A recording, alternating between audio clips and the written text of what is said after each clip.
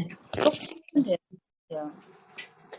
지금 녹화하고 있는 거죠? 네, 안 넘어가죠. 그러면 마이크를 빼는 게 나을 것 같아요. 마이크를? 왜요? 이게 안 넘어가니까. 그거랑 상관이 있을까? 넘어가야 되는데 안 넘어가니까 녹음상의 문제 같아요.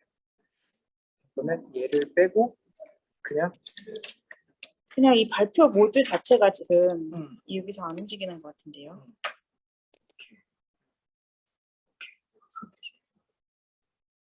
그럼 여기서 컨트롤 F5 슬라이드 쇼 시작을 하면 될 것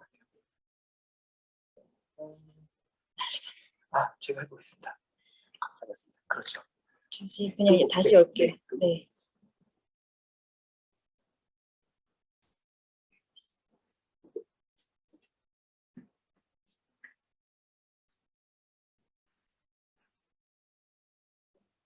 그 온라인에 계신 분들은 그러면 공유한 PPT 파일을 보면서 얘기를 들어주세요.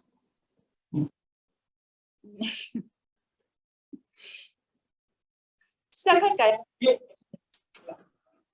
네. 네. 긴 시간 기다려주셔서 감사드리고 준비가 오래 걸려서 죄송합니다.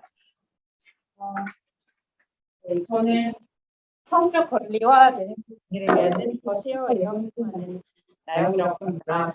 반갑습니다. 마스크 보여도 될까요? 사실 오늘 자리를 준비하면서 좀 걱정을 많이 했어요. 제가 다른 자리에서는 이 성대증상 건강과 권리에 관한 이야기를 굉장히 많이 하기는 했는데 이 주제가 이제 오늘 특별히 난민 인권과 관련해서 같이 이야기를 나눠야 되는 주제이다 보니까 내가 또 많이 부족한 혹시라도 헛소리면 어떡하나 좀 걱정을 하면서 얘기를 했는데요. 이게 강의가 아니고 포럼이잖아요, 여러분. 그러니까 제가 그냥 할 수 있는 이야기를 하고 저는 좀 앞으로 쉐어가 문제와 관련해서 어떤 것들을 더 같이 해 나갈 수 있을지 지금 고민하고 계신 이야기도 듣고 또 같이 뭘 해볼 수 있을지에 대한 이야기를 나누는 시간을 좀 많이 가져보는 것을 목표로 하고 이야기를 하겠습니다. 네. 그래서 일단은 이제 저는 성재생산 건강과 권리라는 것에 대해서 먼저 이야기를 할 텐데요. 이미 오늘 자리에 오신 분들은 대부분 이거를 많이 알고 계실 것 같기는 해요. 네.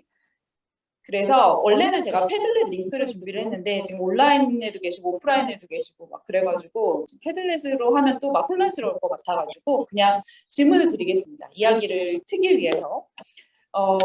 지금 이 자리에 오시면서 혹은 이제 지금 활동을 계속 해 오시면서 이 난민 인권과 성재생산 건강과 권리 관련해서 어떤 주제가 가장 고민이 된다 혹은 지금 가장 문제인 것 같다라고 생각하시는지를 좀 같이 이야기를 먼저 해보고 시작할까요? 네.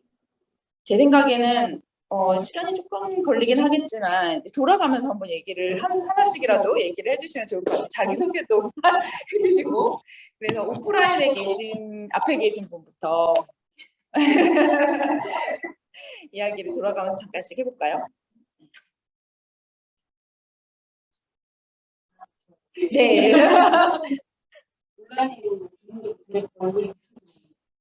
네, 그러진 않습니다. 네. 그렇게까지 기술력이 되지 않아요. 오히려 좋지 않으신가요? 혼돈의 구간이. 네, 죄송합니다. 네. 하자면, 네, 저는 이제 대학원생이고 사회복지학을 전공을 하고 있는데요. 원래 이제 사회복지를 공부하면서 사회적 소수자의 인권에 좀 관심이 많아가지고 이쪽으로 좀 공부를 하고 싶다라는 생각을 가지고 있던 과정에서 이제 특히 이주 노동자와 난민의 인권 보호나 권리 증진 이런 거에 관심이 있는데 난민 인권센터와 쉐어가 이제 협력을 해서 이런 좋은 프로그램을 연다고 하셔가지고 이렇게 참석을 하게 됐습니다. 네. 그러면 이 자리에 오시기 전에 혹시 이제 고민하고 계시던 주제가 있을까요? 이것과 관련해서. 네. 저는 이게 고민 조금 너무 포괄적인 걸 수도 있는데 우선은 이 성대생산 권리 그리고 이 난민 인권과 인권을 서로 결부시켜가지고 논의를 하는 그런 뭐 논문들이나 아니면 이런 언론 이슈나 이런 것들이 굉장히 제한적이고 이제 일단 이분들에 대한 어떤 통계나 그런 문제 인식 뭐 이런 것들조차 기본적으로 다뤄지지 않고 있다라는 게 좀 문제라고 생각이 들더라고요. 네. 저도 난민분들의 그런 이분들을 보호하고 이제 권리 증진 이런 거에 관심이 있다고 하지만 이 이슈에 대해서는 사실 저도 많이 좀 낯선 부분이 있기 때문에 이게 좀 잘 다뤄지지 않는 것 자체가 좀 많이 문제이지 않을까. 네. 지금부터라도 저도 열심히 공부를 해야겠다 네. 생각이 들었습니다. 네. 감사합니다. 네. 네. 저는 담임 선생님이랑 같은 학교에서 네. 같은 사회복지를 공부하고 있는 신자연이라고 하고요. 저도 이제 관심 있는 분야가 좀 비슷한데 이주 노동자 관심이 있어요. 제가 이제 이 주제에 관해서 생각하고 있는 거는 저는 예전에 이제 봤던 건 다큐멘터리나 아니면 관련된 아티클 같은 게 나오면은 제일 많이 논의가 됐던 게 이제 한국은 난민 캠프가 있거나 이런 건 아니지만 난민 캠프 같은 곳에 가면 이제 성매매나 성착취나 이런 문제가 조금 영화가 발생한다는 거는 알고는 있었거든요. 이제 이거를 성재생명 권리까지도 함께 같이 논의하는 건 사실 처음이어서 오늘 많이 배우고 있습니다. 네, 감사합니다. 네, 연부님. 네.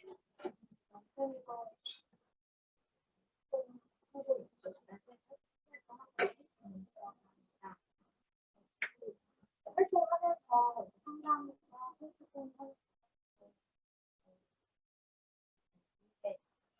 건강 이슈에서 출산이라든가 이런 이슈들이 계속 다루지긴 하지만 이것에 대해서 다양한 권리의 관점에서 이렇게 고민을 하거나 얘기가 되거나 사실 그러지 못했던 그런 경험 자체가 없어서 이것을 어떻게 이제 권리로서 내가 이거를 이해하고 내 활동에 같이 이제 계속 녹여가고 이런 일이 않고 왔습니다. 저도 많이 듣고 배우고 또 함께 친구들 만들어봤고. 네, 알겠습니다. 네.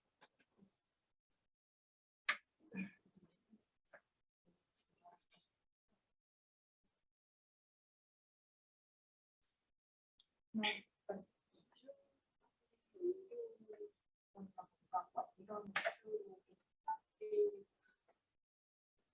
접하는 것 외에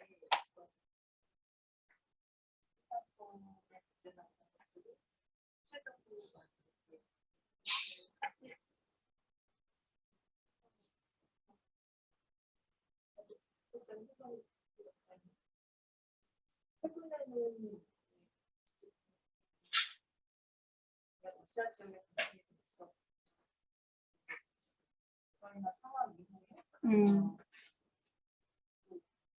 많은 이제 나라를 떠나는 여성들의 이야기를 가지고 네. 영국도 워낙 또 사람들의 상황이 여러 가지 면에서 그 문제로 인해서 되게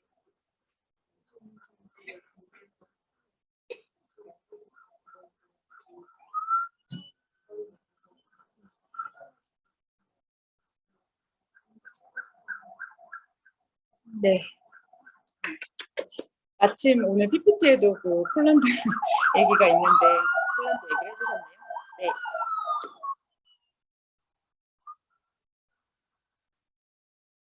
잘 안 들려요. 선생님 죄송합니다. 네. 밖에 좀 소음이. 네. 네.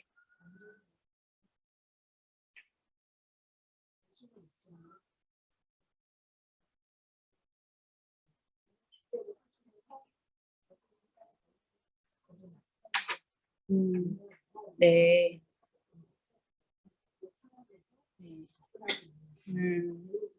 네. 맞습니다. 정주님 자리 비우시길래 도망가시는 줄. 네. 네.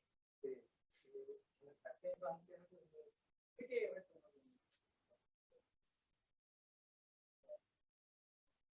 난민이기 때문에 난민이 갖고 있는 지위상의 그 정체성 때문에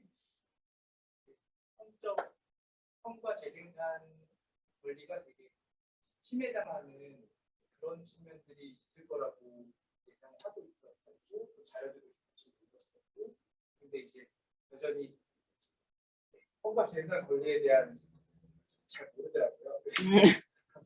왜 그 지위에서 오는 그 특성 때문에 더 발생할 수 있는 부분들이 있을 거라고 생각을 하고 나영님도 주셨고 공유 들었었지만 이제 사실 이게 문지적인 기록으로 남은 건 아니지만 그 법무부와 이 관료들께서 난민이 새끼를 친다. 그러니까 난민들의 재생산의 권리가 임신의 권리가 이제 국민들에게 혹은 그 관료들에게 어떻게 좀 여겨지고 있는지 또 다른 어가되지 않을까 그런 고민들. 네, 네, 감사합니다. 온라인에 계신 분들도 혹시 얘기를 해주실 수 있을까요? 안은진님.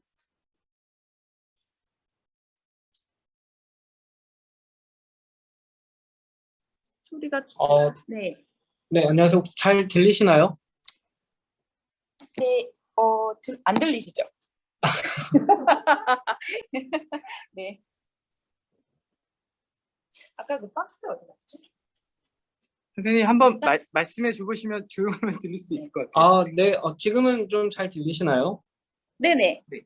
아, 네. 조금 자기소개하겠습니다. 안녕하세요. 저는 안은진이라고 하고요. 현재 사회복지학을 전공하고 있는 대학생입니다. 제가 난민 관련해서 난민 이슈 관련해서 관심이 있었는데 또 마침 그 뉴스레터를 구독하고 있었는데 오늘 이런 또 세미나 네. 그런 기회가 있다고 해서 제가 오늘 참여하게 되었습니다. 만나서 네.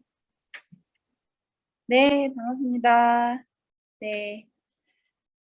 그리고 맵에서 지금 참여하신 분이 어느 분이실까요? 네. 안녕하세요. 저 맵의 김영아인데요. 네.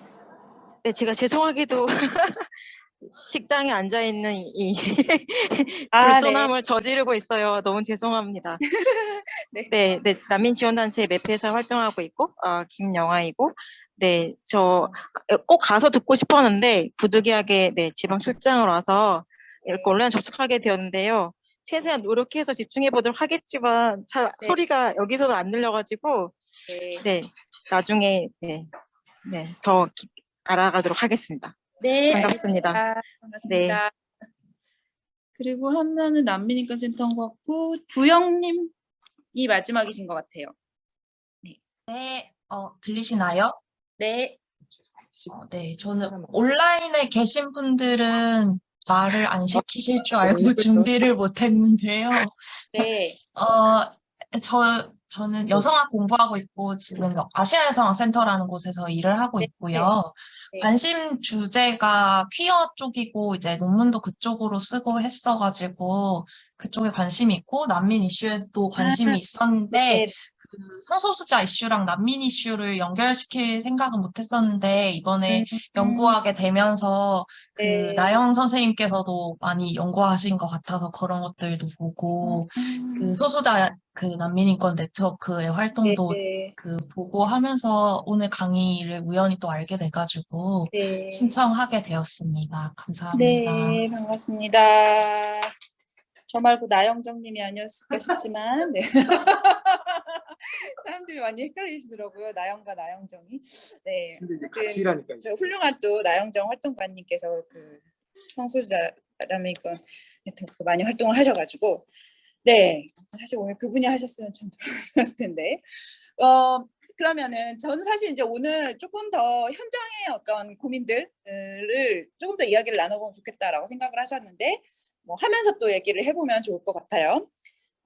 얘기를 들어보니까 성재생산 건강과 권리라는 개념에 대해서 좀 들어보시거나 익숙하신 분들도 있고 아직 좀 낯설게 느껴지시는 분들도 계신 것 같아요. 그래서 먼저 성재생산 건강과 권리라는 것이 어떤 개념인지에 대해서 먼저 좀 짚어보겠습니다.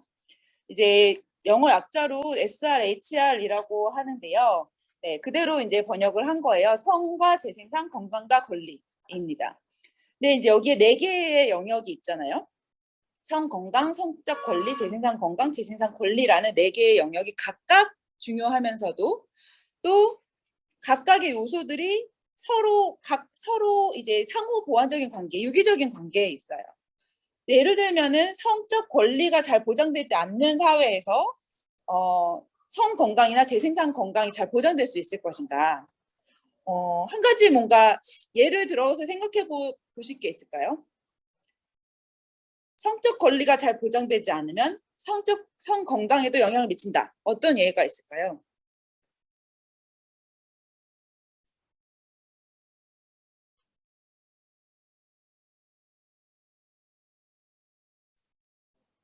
네,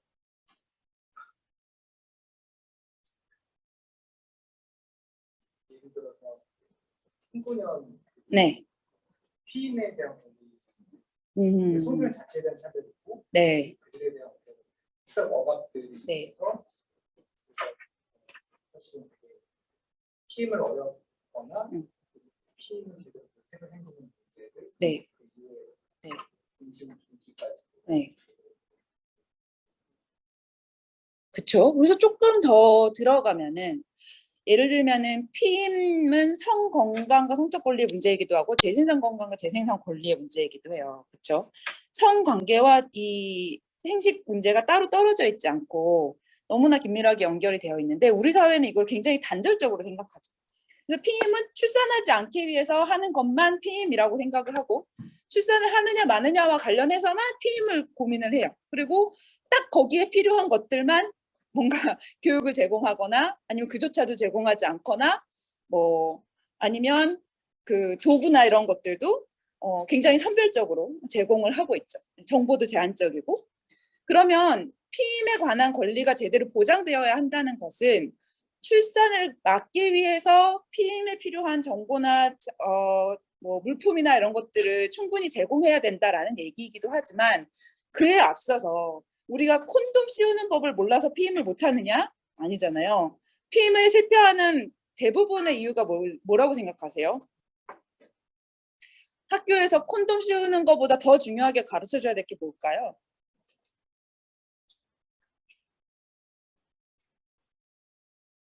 왜 우리나라의 피임 시춘율이 그렇게 낮을까요?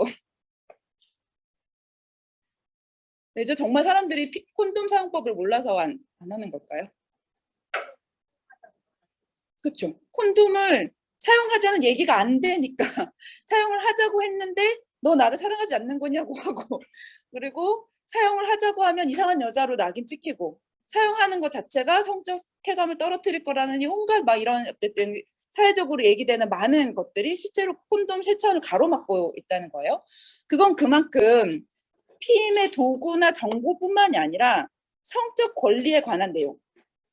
이것을 어떻게 평등한 관계를 맺을 수 있을 것이고 그것을 의사소통하는 데 있어서 서로가 존중해야 되는 권리는 뭐고 사회에서 그것에 관해서 보장해야 되는 권리의 내용은 무엇인지 이런 것들이 우리 사회는 완전히 빠져있는 상태에서 그냥 피임 사용법, 콘돔 사용법 이런 것만 얘기하고 있기 때문에 혹은 그조차도 알려주지 않는 사람들, 배제되는 사람들이 있기 때문에 실제로 문제가 생기는 거죠. 네. 그래서 여기서 권리라고 할 때는 어떤 것들을 그냥 가질 수 있는 권리, 제공받을 수 있는 권리, 피해를 당하지 않을 권리라는 차원의 문제에서만이 아니라 더욱 적극적으로 여기 중요한 키워드가 있습니다. 향유할 권리라고 되어 있어요. 성적 즐거움을 향유할 권리. 향유할 수 있을 정도로 건강할 권리라는 내용이 있어요. 이 부분이 굉장히 중요하다는 거죠. 그리고 뭐가 없어야 되냐면 저희는 차강폭락이라고 줄여서 부르는데 차별, 강요, 낙인, 폭력이 없이 개인의 의사에 따라서 성적 즐거움을 향유할 수 있어야 된다라는 얘기입니다. 근데 그것을 향유할 수 있으려면 그냥 도구나 정보가 제공된다고 해서 할 수 있는 건 아니라는 거죠. 셰어가 지난호에 이제 매달 뉴스레터를 내는데요. 뉴스레터를 낼 때 셰어의 저희 정기 후원 회원들을 조이라고 부르거든요. 셰어 조이분 중에 오랫동안 이제 산부인과 전문의로 계시면서 여러 활동들을 하셨던 이제 고경심 선생님이라고 있어요. 그분이 2019년 이제 헌법재판소 낙태죄 위헌 판결할 때 바로 전해에 이제 공개 변론을 했었는데 거기에 참고인으로 이제 참석해서 진술을 하셨거든요. 근데 그거 얘기를 좀 하다가 이제 어떻게 이제 그런 현장 얘기들을 하시게 됐냐라고 얘기를 해보니까 그분이 세월의 활동을 보면서 가장 중요하다고 생각하는 게 쾌락에 대해서 이야기하는 거다라고 말씀을 하시더라고요. 산부인과에서 오랫동안 근무를 하면서 환자들을 만났는데 산부인과에 정말 그런 여성분들이 너무 많이 찾아온다는 거예요. 그러니까 여성들은 성적 욕망을 드러내서는 안 된다라고 지금 시대에도 그렇게 배웠고 그것을 혹시 드러내면은 이상한 여자로 보일까봐 말하지 못하고 그래서 자신보다 훨씬 정보도 우위에 있고 뭐 권력이나 자원도 우위에 있는 혹은 그냥 그게 어떤 힘의 관계 정말 물리적인 힘의 관계가 아니더라도 그냥 파트너십의 관계에서 남편과의 관계에서 상대방이 그것을 요구했을 때 받아들일 수밖에 없었던 입장에 있는 많은 여성들. 내가 뭘 원하는지 어떻게 해줬으면 좋겠는지 무엇을 우리가 같이 해보면 좋겠는지에 대해서 의사소통을 할 수 없고 그것이 가능하다는 것조차도 상상을 하지 못하거나 생각을 하지 못했기 때문에 성관계에서 너무 아픈 통증이 있었음에도 불구하고 그 통증은 당연히 성관계를 하면은 남자는 그렇게 행동을 하는 거고 그냥 내가 참아야 되는 건 줄 안다거나 성관계를 하면 당연히 아픈 거라고 생각을 한다거나 그래서 오랫동안 그거를 그냥 묵혀두고 참아왔는데 나중에 병원 가서 보면 이제 큰 질병이 되어 있는 경우들 그리고 혹은 이제 성매개 감염이 생겼는데 그냥 뭐 산부인과 가는 것 자체가 뭔가 부끄러운 일로 생각이 되었다든지 아니면 성매개 감염에 걸렸다는 것 자체가 부끄러운 일로 생각이 되어서 그냥 참다가 나중에 이제 병원에 오게 된다든지 그리고 실제로 이제 정신적인 질환 그런 나는 전혀 이런 쾌락을 느낄 수가 없고 전혀 즐겁지가 않은데 그거를 상대방의 요구에 의해서 혹은 출산을 위해서 강요를 암암리에 받고 그게 어떤 물리적인 방식으로든 아니든 간에 계속 그런 관계를 맺을 수밖에 없었던 여성들이 되게 심각한 우울이나 불안 상태, 공황 상태로 찾아오는 경우들을 너무 많이 봤다라고 얘기를 하시면서 실제로 이제 산부인과 현장에서 오랫동안 일을 하면서 그런 경우들을 많이 봤기 때문에 성적 즐거움, 쾌락이라는 것에 대해서 너무 중요한 권리로서 얘기하는 것이 얼마나 중요한지를 많이 생각하시게 됐다고 하시더라고요. 그런 내용들이 이제 여기 연결되어 있는 거죠. 또 하나 중요한 키워드가 뭐냐면 맨 위에 성 건강에도 있고 재생산 건강에도 있는데 보시면 장애나 질병, 기능 저하 등등으로 인해서 고통받지 않을 뿐 아니라 고통받지 않을 뿐 아니라라고 되어 있죠. 근데 저 얘기는 잘 봐야 돼요. 장애나 질병, 어떤 기능 저하로 인해서 고통받지 않아야 된다는 것은 장애나 질병, 기능 저하가 없어야 된다는 말과는 다른 말입니다. 장애나 질병, 기능 저하가 없어야 건강하다는 얘기가 아니라 그것이 있어도 자신의 성적 즐거움을 향유할 수 있을 정도의 권리와 건강을 보장받을 수 있어야 된다는 거예요. 그게 고통이 되지 않도록. 장애가 있는 사람들에게 대부분 건강에 대한 정보나 이런 것들이 제대로 주어지지 않고 그리고 어느 시기에 내가 다른 파트너를 만날 수 있는지 혹은 그런 파트너를 만날 수 있는 공간이나 자원을 어떻게 구할 수 있는지 또 어떻게 사람들과 관계를 맺을 수 있는지 이런 것부터가 아예 차단되어 있는 상태에서는 장애로 인해서 성적 즐거움을 느낄 수 없는 환경은 그 사람의 신체적 문제에서 비롯되는 게 아니라는 거예요. 그런 사회적인 조건 속에서 재반의 권리들이 보장되지 않기 때문에 장애가 성적 즐거움을 향유할 수 없는 요건이 되는 거죠. 사회적인 문제 때문에. 그런 얘기라는 것도 좀 짚고 싶습니다. 그래서 성건강, 성적 권리, 재생산 건강, 재생산 권리의 내용을 이렇게 살펴보면 서로가 굉장히 맞물려서 있어야 전반적으로 같이 맞물려서 보장이 되어야 이게 제대로 이제 보장이 된다라고 할 수 있고 그리고 어떤 손상이나 장애나 이런 것이 없는 상태가 아니라 그것이 있어도 향유할 수 있는 방법을 사회가 최대한 만들어야 되는 것이고 그리고 거기에 있어서 차별, 폭력, 강요, 낙인 없이 성적 즐거움이라는 것이 굉장히 중요한 요소다라는 걸 다시 한번 강조해서 이제 말씀을 드리고 넘어갈게요. 제가 이게 왜인지 슬라이드가 좀 이상하게 뜨고 있는데 제 노트북에서 넘어갔나요? 네. 근데 그 중에서도 성적 권리는 사실 잘 주목이 안 돼. 제일 부차적으로 여겨지는 권리죠. 그 이제 1994년에서부터 이제 성재생산 건강과 권리라는 개념이 국제적으로도 얘기가 되기 시작했는데 그 이후로도 계속해서 국제사회에서 얘기가 되는 과정에서 조금씩 이제 다른 부분들은 그래도 어느 정도 국제사회에서 합의를 이루고 많은 나라들이 같이 동의를 하고 이런 합의를 이루어냈어요. 성건강, 재생산 건강, 재생산 권리에 대해서는.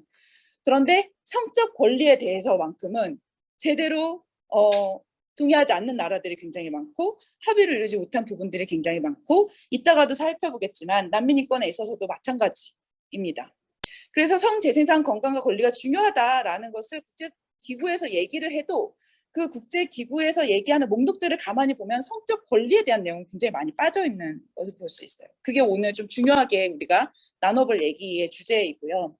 근데 성적 권리가 왜 이렇게 부차적으로 다뤄지느냐라는 걸 생각해 보면 성적 권리라고 하면 보통 뭐가 떠오르세요? 네.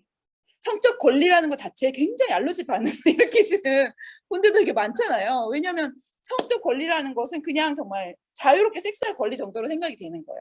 근데 물론 자유롭게 섹스할 권리가 중요한데 자유롭게 섹스할 권리가 중요하면 우리가 앞에서 본 그 권리의 내용들처럼 누구에게나 그게 보장이 되어야 되는 거잖아요. 근데 우리 사회에서는 자유롭게 섹스할 권리 하면은 그냥 힘 있고 권력이 있고 자원이 있는 사람들에게만 마음대로 할 수 있는 권리처럼 여겨지는 거죠. 그러다 보니까 성적 권리라는 것이 굉장히 불평등하게 다뤄지고 있고 굉장히 오를까요? 오히려 성적 권리에 대한 낙인이 심하고 굉장히 협소하게 생각이 되고 있어요. 근데 제가 여기에 쓴 것처럼 사실은 성적 권리는 어떤 내용이냐면 이 모든 것입니다. 예를 들면 내가 누군지와 성적 권리는 어떤 관련이 있을까요?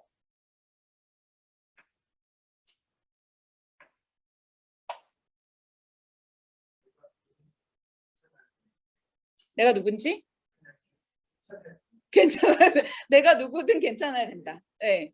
그게 이제 성적 권리랑 맞물려서 생각하면 예를 들면 어떤 게 있을까요? 그렇죠.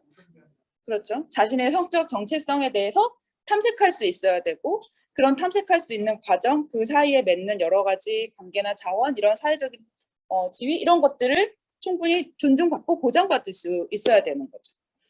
내가 누군지에 대해서 어떤 사람은 그냥 다른 사회적인 권리들이 그래도 대체로 보장이 되지만 어떤 사람은 그 사람이 내가 누군지를 탐색하는 과정이 있다는 이유로 혹은 그런 사람이라는 이유로 낙인 찍히고 배제된다면 그 사람은 나머지 항목들에 대해서도 영향을 받을 수밖에 없어요. 아까 성소수자 난민 얘기를 하셨는데 성소수자 난민들은 이것이 한국에 와서 심사를 받는 과정에서도 훨씬 더 많은 어려움을 또 겪게 되죠.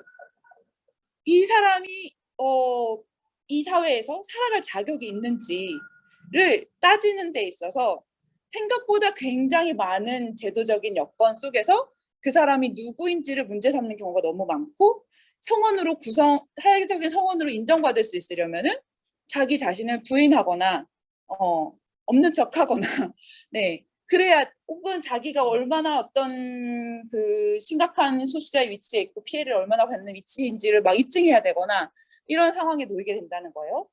그래서 그 내가 누구인지도 성적 권리의 내용인데 이게 제대로 보장되지 않기 때문에 그 사람이 내가 누구인지에 따라서 자신의 정체성과 욕망 이런 것들을 표현하고 드러내고 이야기하면서 살아갈 수 있는 모든 공간과 환경들이 제약을 받습니다. 무엇을 입고 누구를 만나고 어디에 갈 것인지. 코로나 시국에 이태원에서 이제 그 게이 클럽이 단속이 되면서 굉장히 성소수자들 특히 게이 커뮤니티가 많이 타겟이 됐잖아요.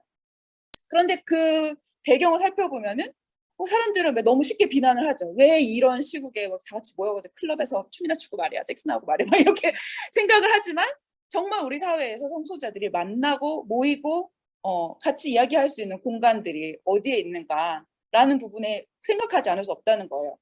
그런 여건들이 같이 다 맞물려 있다는 거. 그리고 누구랑 살고 어떻게 건강을 유지하고 어떻게 행복을 찾을 거고 어떻게 존엄을 존중받을 것인지 사실 이런 문제들이 다 성적 권리에 관한 내용이라는 겁니다. 그래서 그냥 섹스할 권리가 아니라 혹은 섹스할 권리라고 하더라도 그것을 어떻게 보장받을 것인지는 실제 이제 삶의 중요한 일부의 문제로서 다 고려될 수밖에 없다는 거예요. 제가 여기 인용한 거는 국제가족계획연맹의 성적 권리 선언문의 1원칙을 이제 인용을 한 건데요. 섹슈얼리티는 개인의 성생활 여부에 관계없이 삶의 중요한 일부이다라고 되어 있죠. 개인이 성생활을 하든지 안 하든지 지금 쉬고 있든지 뭐 상관이 없어요. 혹은 많이 하든지 성생활을 하지 않는다고 하더라도 아까 본 것처럼 내가 누군지부터 시작하는 문제이기 때문에 상관없이 삶의 일부라는 것이고, 그리고 그것을 자유롭게 표현하는 것은 경제, 사회, 문화, 정치 분야에 참여하고 자신을 개발하는 데 있어서 중요하다라고 강조를 하고 있는 거죠. 또 한 가지는 이제 재생산권에 관한 건데요. 재생산권을 생식권으로 번역하시는 분들이 되게 많아요. 그리고 그러면 되지 뭐 이렇게 생각을 많이 하시는데, 재생산권이라는 말 자체가 너무나 낯설다 보니까 이제 그냥 쉽게 이해하게 하려고 생식권이라고 얘기하거나, 혹은 재생산권의 다른 영역을 인정하지 않기 위해서 일부러 생식권이라고 얘기하는 분들이 많이 있습니다.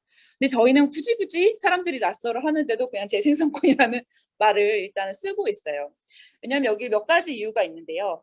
하나는 재생산권이라고 했을 때 생식권과의 가장 큰 차이는, 생식권이라고 하면 앞에서 얘기했던 그 피임과 관련된 문제처럼 굉장히 협소하고 단절적으로 이해가 됩니다.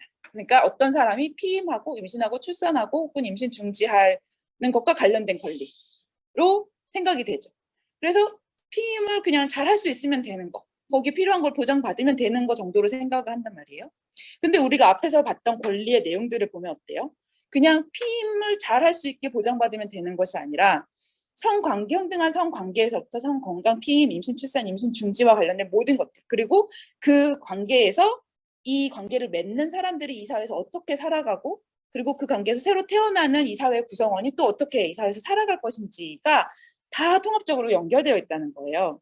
그래서 이거를 같이 고민하지 않으면 피임할 권리, 임신 중지할 권리를 따로 얘기한다고 해서 충분히 보장되는 거라고 할 수 없죠. 그런 의미에서 생식권이라기보다는 재생산권이라는 이름으로 우리 사회에서 어떤 구성원이 자신의 삶을 충분히 존중받으면서 계속해서 자신의 삶 자체를, 그리고 삶에 필요한 여러 가지 사회적 자원들을 같이 재생산하면서 살아갈 수 있는 것과 관련된 권리를 이야기할 때 이제 재생산권이라는 개념으로 조금 더 넓게 일부러 얘기를 하고 있고요. 또 하나는 우리나라에서는 아직 그런 얘기들이 많이 되고 있지는 않지만, 이제 주로 뭐 라틴 아메리카나 아프리카나 이제 주로 초국적 기업들의 착취가 많이 이루어지는 나라들에서는 이 운동이 굉장히 이제 토착민들의 삶에 관한 삶의 권리, 땅이나 물과 관련된 권리와 또 같이 연결이 많이 됩니다. 예를 들면 뭐 코카콜라 같은 회사가 어떤 뭐 라틴 아메리카 어떤 지역에 원주민들이 선주민들이 사는 곳에 막 코카콜라 공장을 지었어요. 실제로 있었던 얘기입니다. 그래서 코카콜라 그 공장에서 그 지역에서 사람들이 써야 되는 농업 용수나 생수를 다 끌어다 쓴 거예요. 그래가지고 지역사회에 물이 모자라게 됐어요. 물이 모자라니까 농작물도 제대로 경작을 할 수가 없고 땅이 오염되기 시작하고 사람들이 살기 너무 어려워집니다. 그러니까 그게 곧바로 성적 권리와 재생산 권리에도 영향을 미치는 거예요. 건강에도 영향을 미칩니다. 그래서 물이 없고 오염된 땅에서 살아가다 보니까 이 사람들이 정말 어떤 성적 관계나 아니면 가족을 이루거나 자녀를 양육하는 데 있어서 바로 타격이 오게 되고, 그건 결국 뭐로까지 이어지냐면 그 공동체의 재생산을 파괴시키는 행위로도 이어진다는 거죠. 그래서 그렇게 재생산 문제를 본다면 그냥 개인의 권리만이 아니라 우리 사회의 어떤 공동체가 어떻게 그 자체로 또 계속해서 재생산을 할 수 있는지에 관한 문제이기도 하고요. 또 하나, 이거는 조금 더 논쟁적인 얘기이긴 하지만, 이제 생산 재생산이라는 개념을 아시죠? 보통 생산 재생산은 사회적인 경제 개념에서 이윤이나 상품이 생산 재생산될 때 이제 거기에서만 얘기를 해왔는데, 저는 페미니스트들이 이제 일부러 이 재생산 권리라는 것을 재생산권으로 얘기하기 시작했다고 생각해요. 생식에 관한 권리를. 왜냐하면 많은 경우에 여성들이 상품이나 이윤을 생산하고 재생산하는 것은 그거 뭐죠? GDP에도 포함이 되고 경제적인 가치가 있는 어떤 활동으로 여겨지지만, 많은 여성들이 정말 하고 있는 돌봄 노동이라든지 가사 노동이라든지 임신 출산 노동, 양육 노동, 이런 것들은 사회 경제적인 어떤 가치가 없는 일, 그냥 여자니까 태어났으면 하는 일로 여겨지고 그렇기 때문에 이 사회에서 굉장히 부차적이고 보이지 않는 비가시화된 일로 여겨지잖아요. 근데 사실 우리 사회는 그게 없으면 이 경제는 돌아갈 수가 없거든요. 그래서 생산 재생산이라는 것이 단순히 그런 상품과 이윤 경제 영역에서만 있는 것이 아니라 이 영역들, 수많은 가사노동, 돌봄노동, 임신 출산 노동, 섹스 노동까지도 재생산에 관련된 이 사회와 관련된 굉장히 중요한 활동이다라는 의미에서 재생산이라는 것을 또 이야기하기도 합니다. 또 어떤 페미니스트들은 굳이 그거를 또 그러면 재생산이라고 부를 거 뭐냐, 그냥 생산이라고 해라 다 이렇게 얘기하기도 하고 뭐 이런 얘기들도 이제 있어요.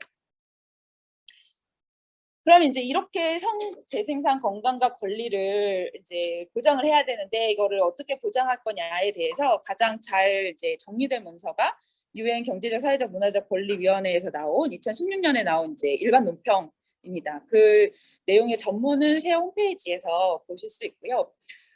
거기서 이제 제가 이 부분만 따로 가지고 왔어요. 이게 오늘 얘기할 거에서 좀 중요한 부분이기 때문에 성재생산 건강과 권리의 보장 요소를 4가지를 여기서 이야기를 하고 있습니다. 하나는 잠시만요. 제가 글씨가 너무 작은데 지금 여기서 잘 안 넘어가네요. 네. 보장 요소 첫 번째는 이걸 넘기면 또 저게 넘어가고 잠시만요. 제가 PPT를 이게 넘어가면 안 되고 제 화면이 가야 되는데 왜 멈췄니? 껐다가 다시.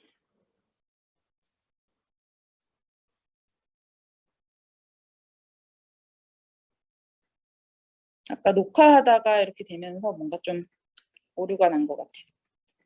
네. 첫 번째는 이용 가능성입니다.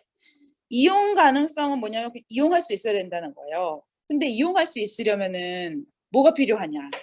장애인 이동권 투쟁 지금 계속 하고 있잖아요. 이동을 할 수 있어야 이용을 할 수 있죠. 네. 그리고 비싸면 또 이용을 할 수가 없죠. 나랑 가까운 곳에 있지 않으면 또 이용을 하기가 어렵죠.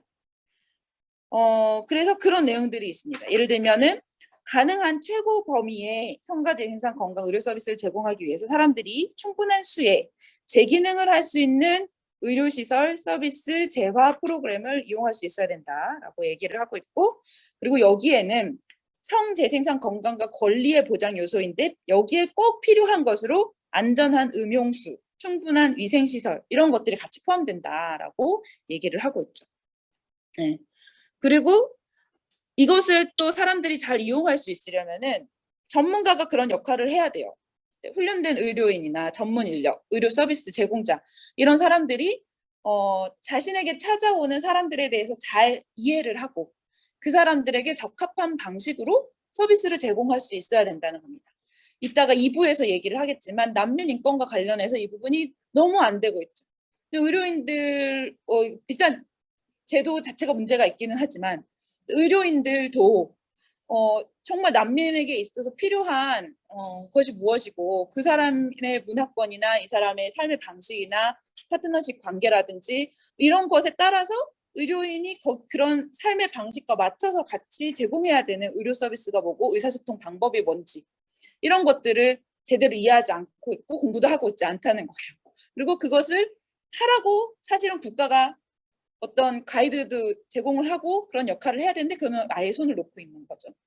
그러다 보니까 병원에 가도 그 병원에서 의료인이 이 사람과 소통하는 그냥 언어가 문제가 아니라 이 사람의 조건에 맞는 이 사람의 여건에 맞는 그런 정보나 그런 의료 서비스를 제공하기가 어렵다는 거죠.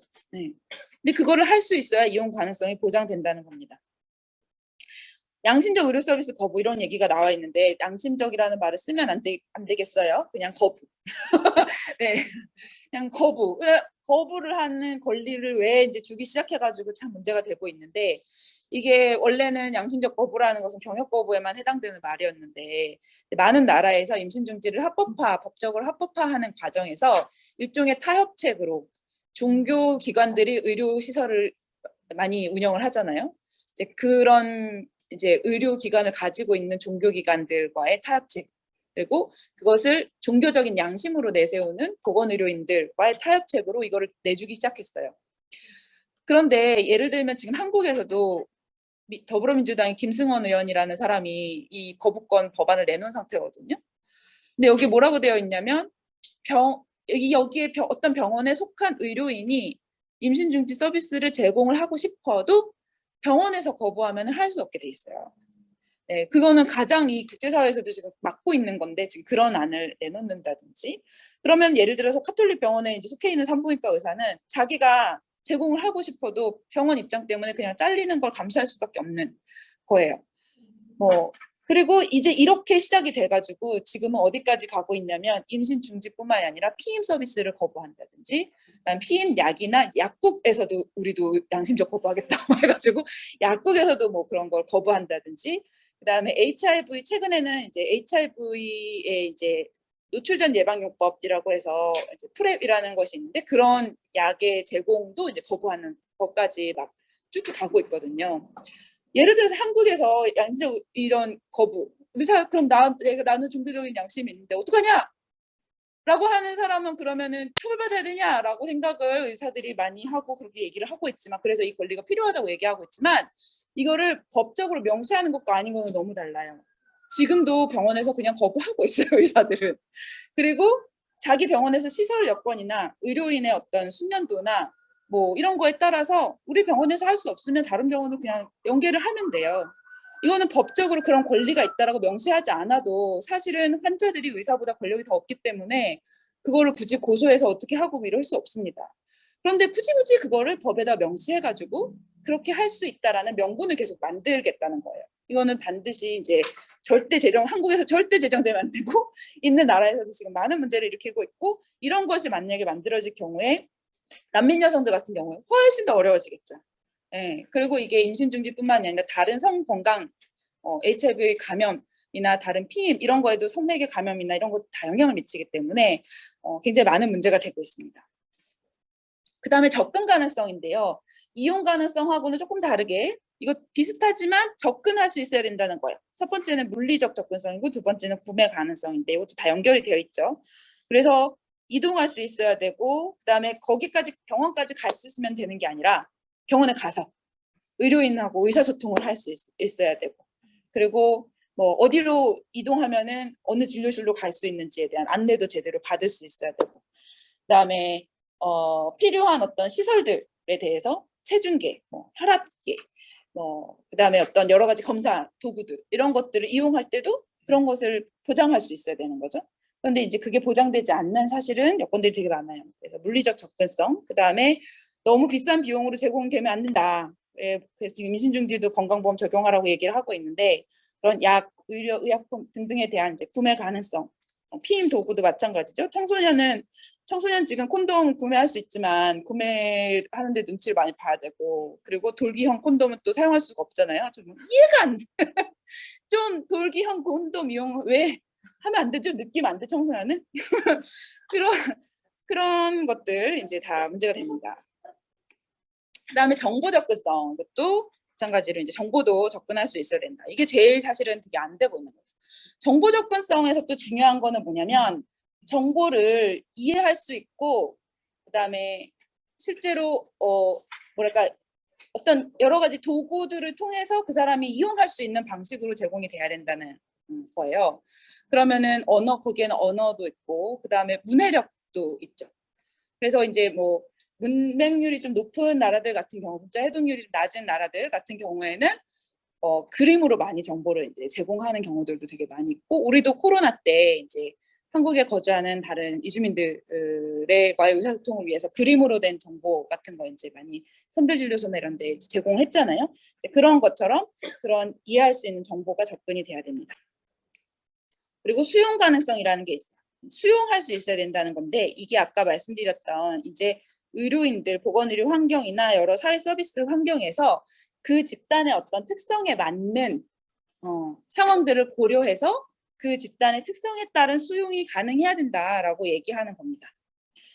그런데 마지막에 중요한 얘기가 있어요. 그런데 그렇다고 해서 특정 집단에 대해서 어떤 서비스 제공을 거부하는 이유로 이게 적용되어서는 안 된다라고 얘기를 하고 있고요. 예를 들면은 뭐 무슬림인 사람들이다. 그러면은 무슬림인 사람들의 어떤 그 문화적인 특성 혹은 커뮤니티 특성, 그 다음에 거기서 예를 들면 파트너와의 관계에서 의사소통할 때의 고려 이런 것들을 사실은 할 수 있어야 된다는 거죠.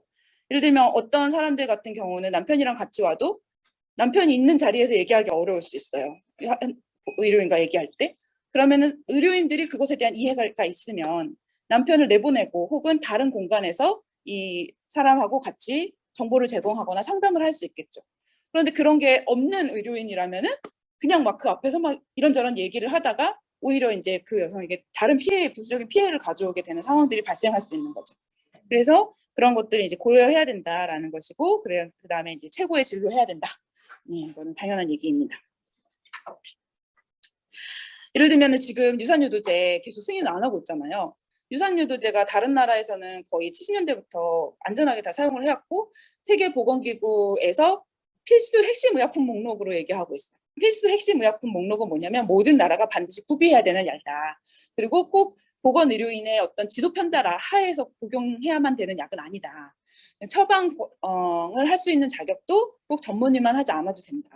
그래서 다른 나라들은 뭐 임상 간호사, 전문 간호사들이 같이 처방을 하기도 하고 그러거든요. 근데 한국에서 지금 이거를 계속 승인 안 하고 있어요. 그거는 이미 70년대에 개발된 약을 불법인 상황에서 혹은 낙인 때문에 의료인들이 거의 60년을 뒤처져 있었다는 거죠. 이 최신의 양질의 서비스를 제공할 수 있는데도 그거는 이제 그런 질에 맞춰서 제공되지 않고 있는 문제라고 볼 수 있습니다. 예를 들면 그래서 이것을 임신 중지에 관한 문제로 예를 들어서 생각을 해보면 지금 비범자가 이미 된 상태인데 이용 가능성, 접근 가능성, 수용 가능성, 질에 맞춘 여러 가지 정책과 제도가 마련되지 않고 있는 상태예요. 임신 중지 시술 가능한 의료기관도 부족하고 편견 없이 진료를 제공할 수 있는 의료인도 부족하고 아까 얘기한 유산유도제도 없고 그다음에 접근 가능성에 있어서 청소년, 장애인, 이주민, 난민, 감염인, 홀리스, 성소수자 이런 소수자들이 이용할 수 있는 의료기관이나 이런 시설들이 없고 시설이 없을 뿐만이 아니라 있어도 어느 병원에 가든 이 사람들을 잘 이해하고 있는 의료인들이 또 없고 그래서 이제 최근에 편견 없는 병원이라는 책이 나왔잖아요. 차별 없는 병원.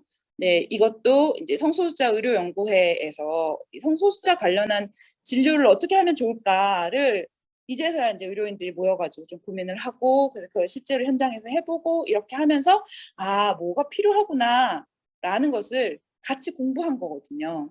이런 걸 해야 되는 거죠. 난민도 마찬가지죠. 그러면 의료인들이 모여가지고 그냥 난민이 오면은 시술해주고 정보 알려주고 이러면 될 것이 아니라 정말 난민들의 특성에 맞는 보건의료를 어떻게 해야 되는지를 의료인들이 사실은 공부를 하고 그런 것들을 같이 컨센서스를 만들어내고 정책으로도 요구하고 이런 과정이 필요하다는 겁니다. 네. 그러면 이제 좀 구체적으로 그래서 난민에게 성재생산 건강과 권리는 뭘까라는 얘기를 이제 좀 같이 나눠보면 좋겠는데요. 아까 시작할 때 이제 진경님이 우크라이나 난민 얘기를 해주셨는데 이 사진이 그와 관련된 이제 기사 사진이거든요. 지금 우크라이나 난민들이 굉장히 많은 수가 이제 폴란드로 가고 있는데 폴란드는 굉장히 심각하게 이제 그 임신 중지 처벌이 이루어지는 나라죠. 그래서 여성의 생명이 위험한 경우 정도 수준이 아니면은 임신 중지를 하기가 어렵고 점점 악화되고 있어요. 사실 한국에서 2016년에 막 검은 시위 벌어졌을 때 폴란드 여성들이 가장 먼저 이제 그 검은 시위에 대규모로 나서가지고 한국을 비롯해서 많은 나라 여성들이 이제 거기서 많이 영감을 받고 투쟁도 했는데 폴란드의 정치 상황 때문에 이제 더 제약이 심한 상황으로 이제 가고 있고 우리가 이제 흔히 생각했을 때 그 여성의 생명이 위험한 경우에는 허용한다라고 하면은 그래도 건강과 생명이 진짜 위험할 때는 할 수 있는 거 아닐까라고 많은 사람들이 흔히 생각을 하잖아요. 근데 그렇게 되지 않아요. 아일랜드에서 2018년에 국민투표를 하게 만들었던 사건이 이제 사바타 할라파니르 자꾸 할라피뇨가 생각이 나면 죄송합니다.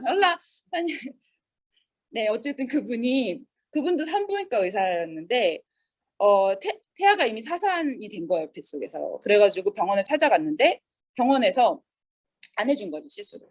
이미 사산이 됐기 때문에 태아를 배에서 꺼내면 되는데 의료인들이 이제 이걸 시행하면 자기들에게 법적 책임이 돌아오게 되니까 이게 정말 위험한 상태가 아니다라는 것을 판단을 안 하려고 하는 거예요. 그러니까 그냥 대기시켰어요, 기다리게. 그래서 결국 폐혈증으로 사망을 하게 된 거거든요. 근데 이런 상황들이 이제 벌어진다는 거죠. 그래서 실제로 이제 이런 이 권리라는 것이 그냥 법에서 명시하는 어떤 내용들과 그것이 현실에서 작동하는 방식은 굉장히 괴리가 있다라는 것을 생각하지 않을 수 없고, 지금 폴란드에서 이제 이런 상황들이 벌어지면서 굉장히 많은 이제 우크라이나 난민들이 이제 뭐 우리 앞으로도 또 같이 얘기를 하겠지만 어쨌든 아까 어떤 분이 이제 성매매와 관련된 얘기도 해주셨는데 성노동을 많이 하기도 하고, 그리고 뭐 꼭 성노동이 아니더라도 이제 살아가면서 이제 어떤 폭력적인 관계를 맺거나 혹은 그냥 파트너십 관계에서 맺기도 하고, 그런데 실제 살아갈 수 있는 자원이나 제도적 여건은 너무 부족하고, 그리고 이제 그 지역 이제 출신국의 어떤 지역이나 문화적 커뮤니티에 따라서 여러 가지 낙인도 있고 하니까 이제 그런 임신 중지를 안전하게 할 수 있는 공간을 찾아야 되는데 폴란드의 법적 상황 때문에 그것이 너무 어려워가지고 이제 여러 가지 심각한 위험에 처하고 있는 상황들에 대한 기사를 볼 수 있습니다. 최근에 이제 많이 얘기가 되고 있어요.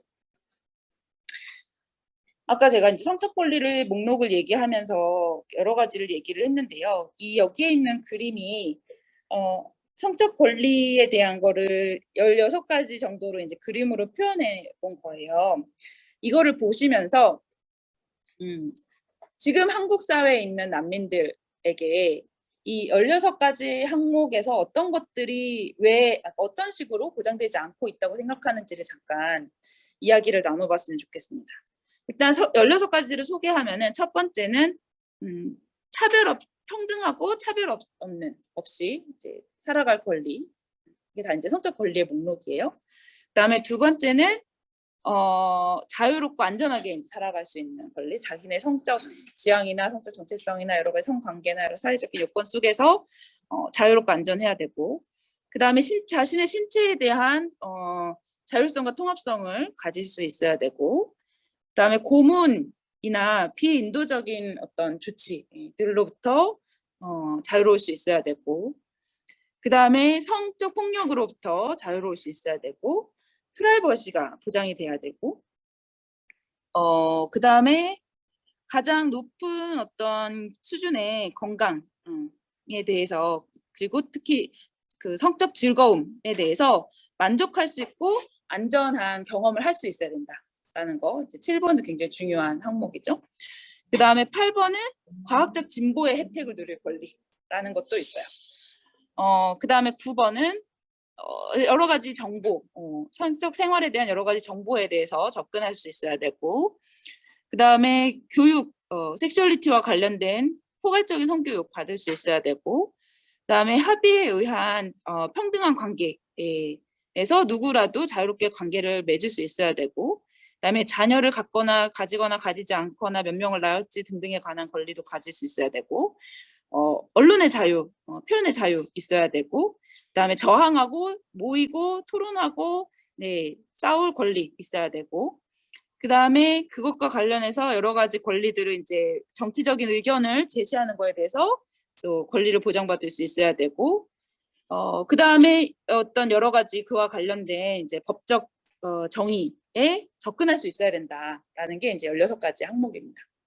그러면 여기에 대해서 지금 한국 사회 난민들 다 해당이 안 되겠죠? 그런데 그 중에서 특히 어떤 부분들이 이렇게 저렇게 안 되고 있는 것 같다를 한번 얘기를 해볼까요?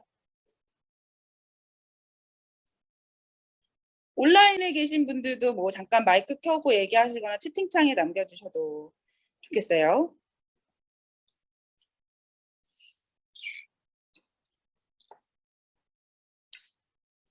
네. 그 13번에 네. PPG가 그 말할 것에 대한 자유가 우리나라에서는 아예 난민분들이 박탈당하지 않을까 음. 하는 생각이 들어요.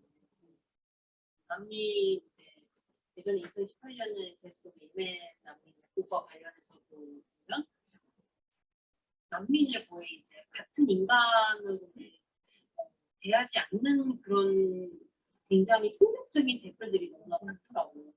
문제는 그런 것들이 또 굉장히 정당화되고 이게 맞다고 이제 여겨지는 그런 우리 사회의 그런 모습들을 보면서 아 이분들의 그런 상황이나 처지를 한 번이라도 이해해 보려고 했을까 이분들이? 네, 그래서 이런 생각이 들고 일단 지금 우리나라에서는 난민 뭐 입국 이런 거를 뭐 찬성 반대 뭐 이런 식으로 해가지고 계속 막 논란이 되고 있는데 찬성을 하는 그런 이제 입장을 내놓으면 유튜브나 아니면 다양한 매체들을 통해서도 그 사람이 엄청나게 공격을 받더라고요. 이제 우리나라 국민이 그런 얘기를 하더라고요. 네. 근데 하물며 우리나라 국민이 이런 얘기를 하는데 난민분들이 정말 자신의 정당한 권리를 위해서 얼마나 이 권리에 대한 얘기를 할 수 있을까? 네. 스피치할 수 있는 권리가 아예 박탈당하지 않았나 네. 싶습니다. 그렇죠. 그거는 말할 공간이나 말할 수 있는 어떤 기회나 뭐 그런 것이 없어서이기도 하지만 말을 해도 말을 해도 계속 왜곡되는 거죠. 그래서 이 사람 말뿐만이 아니라 뭐 착용하고 있는 옷, 뭐 어떤 뭐 물품들, 옷까지 이런 것들까지도 사람들의 편견의 시선에 의해서 재단이 되고 어떤 난민들 뭐 롤렉스 시계 차고 난민이 무슨 롤렉스냐 막 이런 그런 식으로 이제 막 여겨진다든지 어떤 말을 해도 고지고대로 아무도 듣지 않고 그것이 계속 왜곡되는 상황에 있게 된다는 것.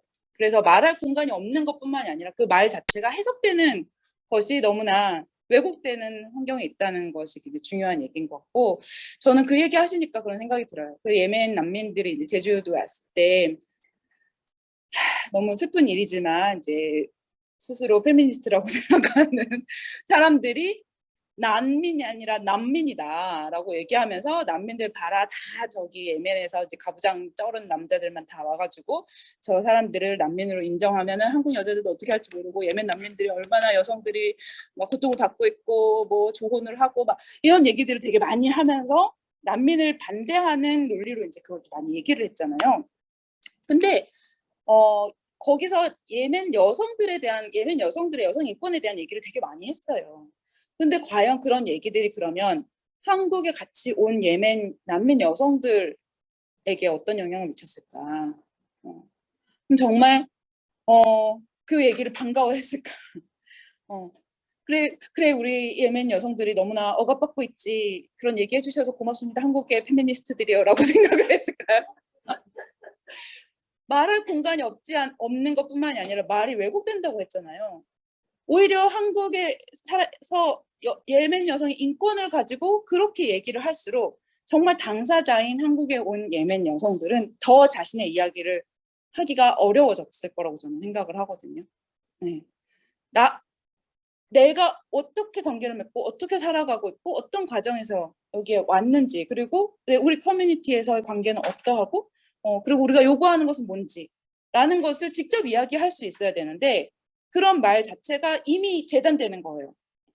그냥 피해자. 당신들은 이미 피해자고 남성들에 의해서 그냥 억압받는 사람들이고 그렇게 얘기를 할수록 이 커뮤니티 안에 있는 여성들은 더 얘기하기가 어려워졌겠죠. 그런 것도 목소리를 뺏는 행위라고 생각합니다. 네. 또 어떤 게 있을까요? 네. 딱 들어맞는 것 같지는 않긴 한데 저는 두 번이랑 정보 접근성에 관해서 좀 네. 생각이 드는데요. 한창 코로나 좀 많이 심해졌을 때 제가 이슈 문제에 좀 관심이 있어가지고 관련된 거 좀 찾아볼 때 이제 그 사람들이 이런 재난 상황에서 어떻게 해야 되는지 이런 거에 대한 정보를 얻을 수가 없었다는 얘기를 되게 많이 봤어요. 이게 아무래도 정보를 구할 것도 마땅치 않고 번역되는 그런 것도 너무 적기 때문에 그게 되게 어려웠다고 들었는데 네. 제 생각에는 재난에 관해서도 그렇게 되면 성적인 이런 것들에 대해서도 그것에 대한 접근성은 더 떨어질 거라고 생각이 들어요. 그래서 요즘에 그런 관련된 정보 같은 게 많이 번역이 돼서 나온다고 하더라고. 네. 제가 찾아봤을 때는 뭐 베트남어라던가 이 정도 약간 결혼 위주 여성, 또 포퓰레이션이 많은 결혼 위주 여성에 관한 언어만 번역해서 나오는 경우가 많아가지고 난민 중에서는 아마 쓰는 사람들 같은 그런 거에 번역은 제대로 이루어지지 않고 네. 있더라고요. 그래서 이런 부분에 대해서도 문제가 좀 있지 않나 생각이 들어요. 그 영국을 비롯해서 이제 외국 같은 경우에는 팬데믹 기간에 접근성을 높이기 위해서 제약을 가하던 조치들을 많이 풀었거든요. 예를 들면은 뭐 유산유도제 같은 경우에 예전에는 병원에 가서 이제 처방을 받고 받아야 되는데 그런 거를 이제 병원이랑 통화를 하면은 받을 수 있게 한다든지 그런 식으로 해서 팬데믹 이후에도 그게 이제 좀 유효하다고 생각을 해가지고 그런 조치들을 이제 계속 유지를 하고 있어요. 이게 팬데믹 상황에서는 훨씬 더 심각한 문제였겠죠. 한국 같은 경우에 이미 유산유도제를 구하기가 너무 어려운데 팬데믹 상황에서 정말 심각할 때는 뭐 우먼온 앱이나 우먼에 유산유도제를 신청을 해도 거기서 이제 거쳐서 오잖아요. 뭐 인도나 이런 데들은 이제 거쳐서 오는데 인도에서 락다운이 되는 거예요. 그러면은 신청은 이미 했고 2주 정도를 평소에 원래도 기다려야 되는데 여기서 락다운이 돼서 못 들어오게 된다든지 그다음에 한국에서 제약이 심해지면서 세관에 걸려서 못 들어오게 된다든지 해서 2주라는 굉장히 중요한 시간을 기다리고 있었는데 또 시기가 지연돼 버리는 이런 상황들이 발생을 했었거든요. 그나마 정보를 알고 접촉을 할 수 있는 사람들은 그렇게 접근이라도 할 수 있지만 그런 정보를 아예 어디서도 알려주지 않고 할 수도 없는 사람들 같은 경우에는 더 이제 심각한 상황들이 또 많이 있었을 거라고 생각하고 또 그런 상황에서 이제 잘 밖으로 나가지 못하고 이렇게 되면서 이제 가정폭력이나 이런 문제도 되게 심각해졌었는데 사실 한국에서 이주 여성이나 난민 여성들이 그 상황에서 얼마나 어떤 폭력을 겪었는지 이런 것들은 그나마 제대로 이제 관심을 기울이거나 보고가 되거나 조사가 되거나 이러지도 않았던 것들도 생각해 볼 수 있을 것 같아요. 네. 또 한 분만 더 얘기해 볼까요? 네.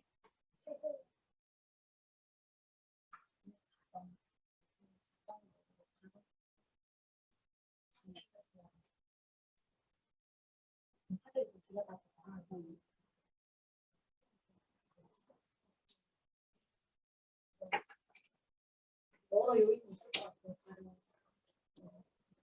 크게 어떤 제도적인 자체가 잘 안 되니까 당장 어디 살 곳이 하는데 주로 이제 다른 먼저 와요. 집에 같이 생활하는 그런 경우가 제일 많아요. 가정에서 그렇지 않은 상황이 근데 이제 사실 다른 대안이 없기 때문에 서로 그 많은 사람들이 그냥 많은 사람들이 있을 때 하는 체류 자체 이게 가족들이 껴서 이제 가족의 끝이나 이런 것도 네. 네. 그게 되게 정말 심각한 문제인 것 같아요. 가족 단위로 뭔가 계속해서 자격이 주어지는 난민이 아니고 이주 여성들도 마찬가지고 어쨌든 가족이라는 것이 이 사람의 지위를 보장하는 어떤 요건이 되어버리는 상황에 놓여 있다 보니까 사실은 더 이제 심각한 다른 제약들이 에서 더 심각한 이제 피해로 갈 수밖에 없는 상황들이 되는 점 이런 거는 여기에 있는 목록들 중에서 굉장히 많은 부분에 걸리는 부분인 것 같습니다. 네, 네.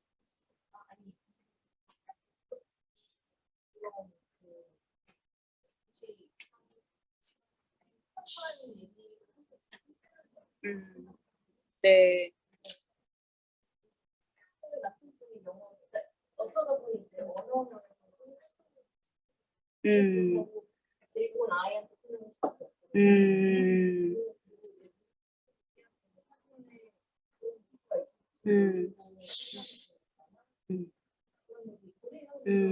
사실 안 그래도 그냥 일반적으로라도 되게 대화를 하기 어려운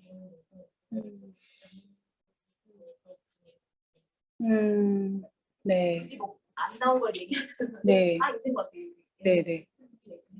네, 네, 네. 정말 중요한 말씀. 특히 통역과 의사소통을 하는 과정에서 당사자인 여성은 얘기를 하기가 어렵고 그런 의사소통조차도 남편을 통해서 다른 사람을 통해서 얘기될 수밖에 없는 여건들. 네, 중요한 얘기네요.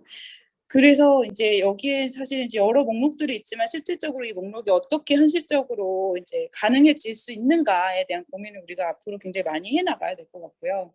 마지막에 보면은 자신의 시간과 공간을 누릴 권리와 노동하고 자립할 권리가 있어요. 이것이야말로 성적 권리를 보장받을 데 있어서 굉장히 핵심적이고 기본적인 부분이죠. 그런데 성적 권리를 얘기할 때 가장 많이 빠지고 있는 전혀 거론되지 않고 있는 부분입니다. 네. 아까 이제 UNHCR 얘기를 했는데요. 성건강, 성적 권리, 재생산 건강, 재생산 권리 중에서 성적 권리가 제일 고민이 안 되고 있다고 했잖아요. 이것도 보면은 그렇습니다. 성과 재생산 건강 제목도 성과 재생산 건강과 권리가 아니라 성과 재생산 건강까지만 있어요. 그리고 어쨌든 양질의 성 재생산 건강 서비스가 난민의 복지에 필수적이고 모든 인도적 재생에 중요한 부분이고 산모 및 신생아 치료, 피임, HIV, 성병의 예방 및 치료를 포함한 광범위한 치료를 다뤄야 되고 노력을 해야 된다. 뭐 이런 얘기가 있고 그 아래를 보면은 그래서 뭘 하냐 산모 및 신생아 관리를 한다. 사전 및 산후 관리에 대한 액세스 한다. 피임 및 가족대에 대한 접근을 하고 있고 강간 생존자 친밀한 파트너 폭력 관리하고 있고 낙태 관련 합병증 뭐 유공 예방 및 치료 자궁경부암 검진 및 치료 뭐 이런 걸 얘기를 하고 있습니다. 무공이 뭘까요? 제가 이거를 그냥 영어 자료를 그대로 가져오기가 그래가지고 그냥 글 돌려가지고 이렇게 했는데 누공이 뭐였을지 원래 원문이 뭐였을까? 아무튼 네, 보시면 어떤 생각이 드시나요? 뭐가 빠져 있나요 여기서?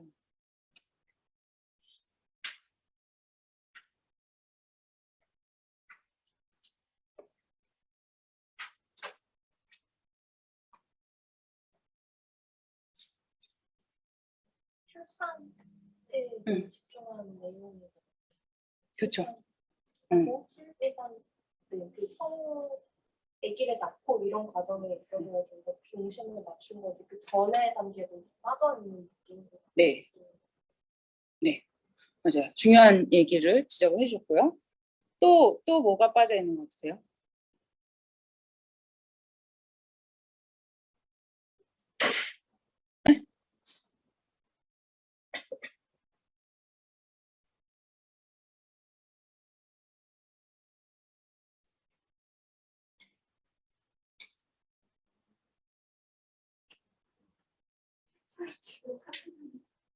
네네. 근데 제가 누군지는 제가 유현영님 기부해서 네네네. 번역이 네네네. 그래서 누공이 원래 원문이 뭐였는지 제가 기억이 안 나요. 네. 그게요. 제가 그냥 보고 말씀드릴게요. 네. 원래 단어가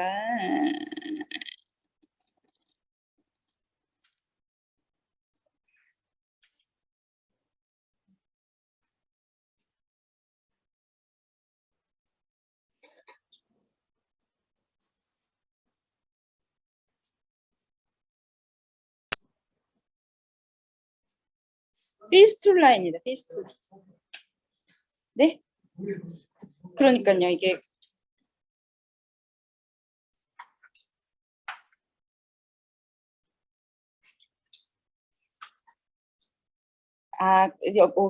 그런 거 있잖아요. 그거 뭐죠?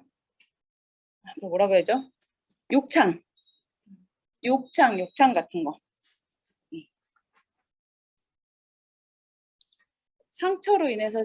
상처나 질병으로 인해서 생긴 구멍을 누공이라고 하나 봐요. 한국어인데 몰랐네요. 네. 네, 아무튼 그런 네. 네. 원문에 피스툴라라고 되어 있습니다. 그래 어쨌든 이런 거예요. 그럼 찾으셨나요? 또 뭔가? 낙태 관련 합병증 관리라고 돼 있어요. 이거 보고 무슨 생각 드세요? 임신 중지 얘기는 없어요.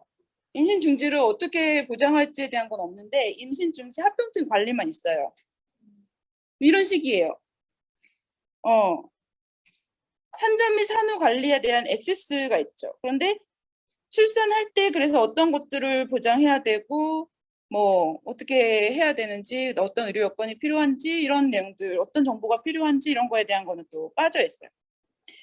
강간 생존자와 친밀한 파트너 폭력의 임상 관리라고 되어 있는데 아까도 여러분이 많이 말씀하셨지만 파트너십 가족관계 혹은 가족을 중심으로 지어지는 체류 지위 이런 등등의 상황에서 불평등한 관계가 지속될 수밖에 없는 요건에 대한 것들은 고민이 되어 있지 않아요.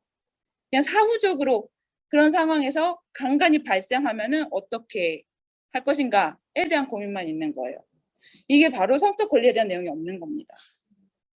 사후적으로 피해에 대해서 어떻게 대처하고 어떻게 지원할지에 대한 고민이 그나마 있지만 그래서 그 사람이 정말 자유롭게 자신의 성적 욕망과 권리라는 것들을 행사하기 위해서는 무엇이 보장되어야 하는가에 대해서는 내용이 다 빠져 있다는 거죠. 그러다 보니까 그런 것은 없는 상태에서 이제 이런 지원책 중심으로 이제 얘기가 될 수밖에 없는 겁니다. 그러니까 사실은 권리에 대한 내용이 없다, 거의 없다라고 볼 수 있고, 그리고 특히 이제 중요하게는 산모및 신생아 관리, 이 많은 것들 중에서도 사실은 산모및 신생아 관리에 좀 더 많이 초점이 맞춰져 있기도 하죠. 성재생산 건강과 권리의 침해에 영향을 미치는 요소들 뭐 이런 것들이 있어요. 이건 그냥 넘어갑시다. 앞에서 얘기했던 거랑 다 중복되는 건데 이런 것들이 이제 난민 같은 경우에는 여러 가지 제도적, 사회적 여건 등등이 같이 복합적으로 맞물리면서 그게 사회경제적 불평등과 그다음에 체류 지위와 관련된 문제로 같이 이게 같이 맞물려서 이게 다 이루어지는 거죠. 예를 들면은 지금 여기에 가운데 원에 있는 거를 보시면 의료 접근성이나 몸에 대한 통제 낙인, 그다음에 뭐 정보의 차단 이런 내용들이 있어요. 근데 이게 그냥도 차단이 되지만 난민이 처한 사회경제적 불평등의 요건 때문에 그리고 난민이 처한 체류 지위와 관련된 여러 가지 제약들 때문에 사실은 더 심각하게 정보의 차단도 이루어지고 몸에 대한 통제와 낙인도 이루어지게 된다는 점이 이제 좀 같이 주목해서 볼 부분인 것 같습니다.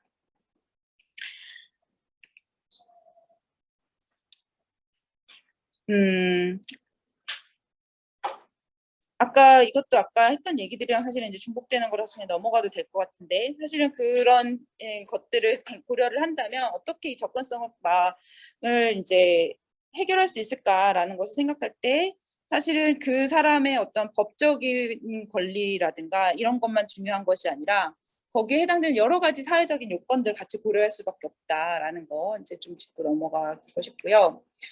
그래서 낙태죄 폐지 운동에서도 굉장히 중요하게 얘기가 되어왔던 구호가 부자는 낙태하고 가난한 사람들은 죽는다라는 구호입니다. 저는 이 구호가 굉장히 중요한 패러다임을 바꿔냈다고 생각해요. 왜냐하면 그 이전에는 임신 중지할 권리를 획득하는 거, 합법적으로 임신 중지할 권리가 있다라는 걸 요구하는 게 더 중요했어요. 그런데 합법적이든 불법적이든 간에 돈이 있는 사람들은 임신 중지를 그냥 할 수 있다. 한국에서도 비범죄화된 상황에서 이제 병원에 가까이 갈 수 있고 돈이 있는 사람은 사실 크게 문제가 되지 않아 이전에도 이후에도. 그런데 처벌이 더 심하고 제약이 더 심할수록 사회적인 소수자의 위치에 있는 사람들, 경제적인 여건이 안 좋은 사람들, 자신의 권리가 보장되지 않아서 사회적인 발언권이 없는 사람들, 이런 사람들은 더 위험한 환경으로 놓일 수밖에 없는 거죠. 우리가 이제 결정권이라는 것을 얘기할 때, 막 태아의 생명권이냐, 여성의 결정권이냐, 이런 걸 얘기할 때도 결정권이라는 것이 굉장히 되게 단편적으로 이해가 되고 있는데 사람들이 임신 중지할 결정을 여성에게 보장한다는 것은 여성 맘대로 하라는 거다. 낙태가 방조될 거다. 뭐 이런 얘기를 하잖아요.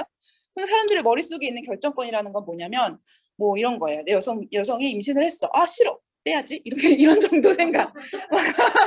이런 정도로 생각하고 있어. 그러니까 낙태가 방조될 거라고 생각하잖아요. 근데 그런 차원의 문제가 아니잖아요.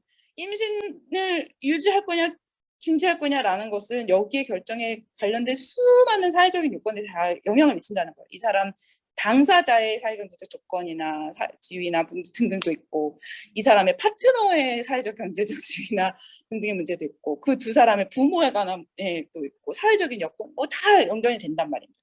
그래서 이 결정권은 그냥 개인이 나 혼자 해야지, 내 몸은 나의 것, 이렇게 해서 그냥 해결될 문제가 아니고, 사회가 어떻게 이것을 보장할 건가랑 당연히 연결이 되어 있을 수밖에 없고, 예를 들면 임신 중지에 대한 제약이 심할수록 산부인과가 가까이에 없는 사람들, 혹은 비정규직이거나 고용 조건이 불안정해가지고, 특히 한국에 있는 많은 이주 노동자, 난민 역시도 마찬가지고, 일을 하고 있는 사람들이, 뭐 어떤 사람들은 그냥 내가 하루쯤 휴가 내도 아무 타격이 없을 수 있지만, 그런 불안정한 노동의 지위에 있는 사람들은 내가 임신 중지를 하겠다고 말도 못할 뿐더러 하루만 휴가를 내겠다 하면 언제 잘릴지 모른다는 거예요. 하루 휴가를 내가지고.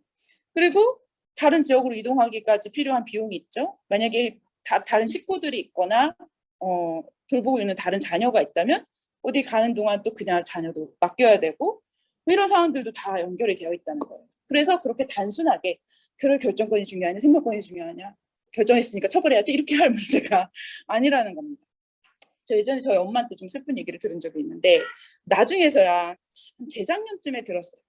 저희 어머니도 제가 첫째고 둘째를 낳고 나서 또 딸일 것 같아가지고 임신 중지를 이제 그래서 셋째까지 낳았다. 셋째까지 또 딸이어가지고 넷째를 또 임신을 했는데 너무 고민이 많았던 거죠, 엄마가. 이제 시부모들, 시댁 식구들도 진짜 너무 이제 개 같고 남편 새끼 돈도 안 가져오고 막 이제 이러는데, 도대체 이 셋도 걱정인데 또 딸이면은 또 더 복도 받을 거고 돈도 없고 어떻게 할까 이제 고민하는 걸 보고, 교회 같이 다니던 집사님이 내가 아는 병원 있으니까 그러지 말고 같이 가자 그래가지고 이제 갔는데, 그날 이제 그때까지만 해도 결혼 안 하고 우리 집에 같이 살던 고모한테 우리를 잠깐 봐달라고 하고 간 거예요, 아침에.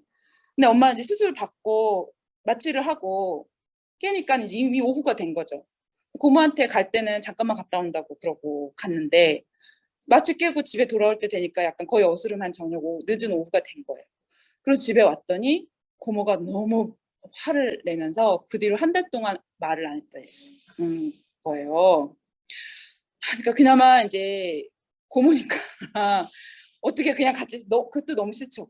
그 사람이랑 같이 살아야 되는 것도 너무 싫지만, 아무튼 그런 상황은 뭐냐면, 이 사람이 임신 중지를 하러 가기 위해서 자녀를 잠깐 고모한테 맡겼다는 이유로 시댁 안에서 고모한테서 가해지는 폭력을 견딜 수밖에 없었다는 거예요. 근데 이게 고모면은 그렇죠. 근데 뭐 누구한테 돈을 주고 또 맡길 수도 있고, 또 다른 사람일 수도 있고, 거기에 개입하고 있는 사람이 폭력적인 남편이나 파트너일 수도 있는 이런 상황들이 다 있기 때문에 부자는 낙태하고 가난한 사람들은 죽는다라는 말은 너무나 현실이라는 거죠. 낙태를 못하는 것이 아니라, 부자는 낙태하고 가난한 사람들은 낙태를 못한다. 부자는 낙태하고 가난한 사람들은 처벌받는다가 아니고, 부자는 낙태하고 가난한 사람들은 죽는 거예요. 네. 한국 같은 경우에 가족계획 정책을 하다가 저출산 정책으로 가면서 어떨 때는 낙태죄를 막 되게 뭐 거의 없는 듯이 사문화 시켰다가 또 나중에 다시 강화했다가 막 이런 식으로 했죠. 주로 이제 우리가 이거를 볼 때는 그냥 인구를 줄였다가 늘렸다가 애 낳았다가 낳지 말라고 했다가 뭐 이런 정도 문제로 보이지만, 여기서 한 가지 중요하게 제가 짚고 싶은 것은, 낙태죄와 모자보건법을 통해서 누구의 임신 출산은 장려하고 누구의 임신 출산은 가로막고 이랬던 여러 가지 이 역사들이 사실은 뭐랑 관련이 되어 있냐면, 저거랑 관련이 되어 있어요. 국민소득 천불 달성. 대한민국을 달리게 하는 것. 근데 국민소득 천불을 달성하자라는 목표는 무슨 얘기일까요? 여기서 국민으로 호명되는 사람이 있는 거죠. 국민으로 호명되는 사람들, 특히 그 중에서도 당신들이 열심히 근면성실하게 남자는 일을 하고 여자는 남자가 벌어다 주는 돈으로 아이들 교육을 열심히 학교를 높게 잘 시키면은 당신들은 저런 아파트도 가지게 될 거고 차도 가지게 될 거고 국민소득 천불로 잘 거예요 여러분이라고 얘기하는 그 프로젝트가 다 맞물려 있다는 거예요. 그래서 가족계획 정책과 경제개발 정책 5개년 단위로 같이 갖고, 가족계획 정책을 하면서 어떤 핵가족 모델이라는 것을 한국 사회 국민들한테 심어줬어요. 그리고 그만큼 이 프로젝트에 맞게 자신을 맞춰가는 사람들이 국민으로서, 시민으로서의 선언권을 가지게 되는 거죠. 어긋나지 않고, 제때 결혼하고, 제때 애를 낳되, 많이 낳지는 않고, 그래서 이제 자녀 교육을 잘 시키고, 딸은 공장 보내고, 아들은 대학 보내는 이런 거를 이제 잘 해야 이제 선언권이 된다는 겁니다.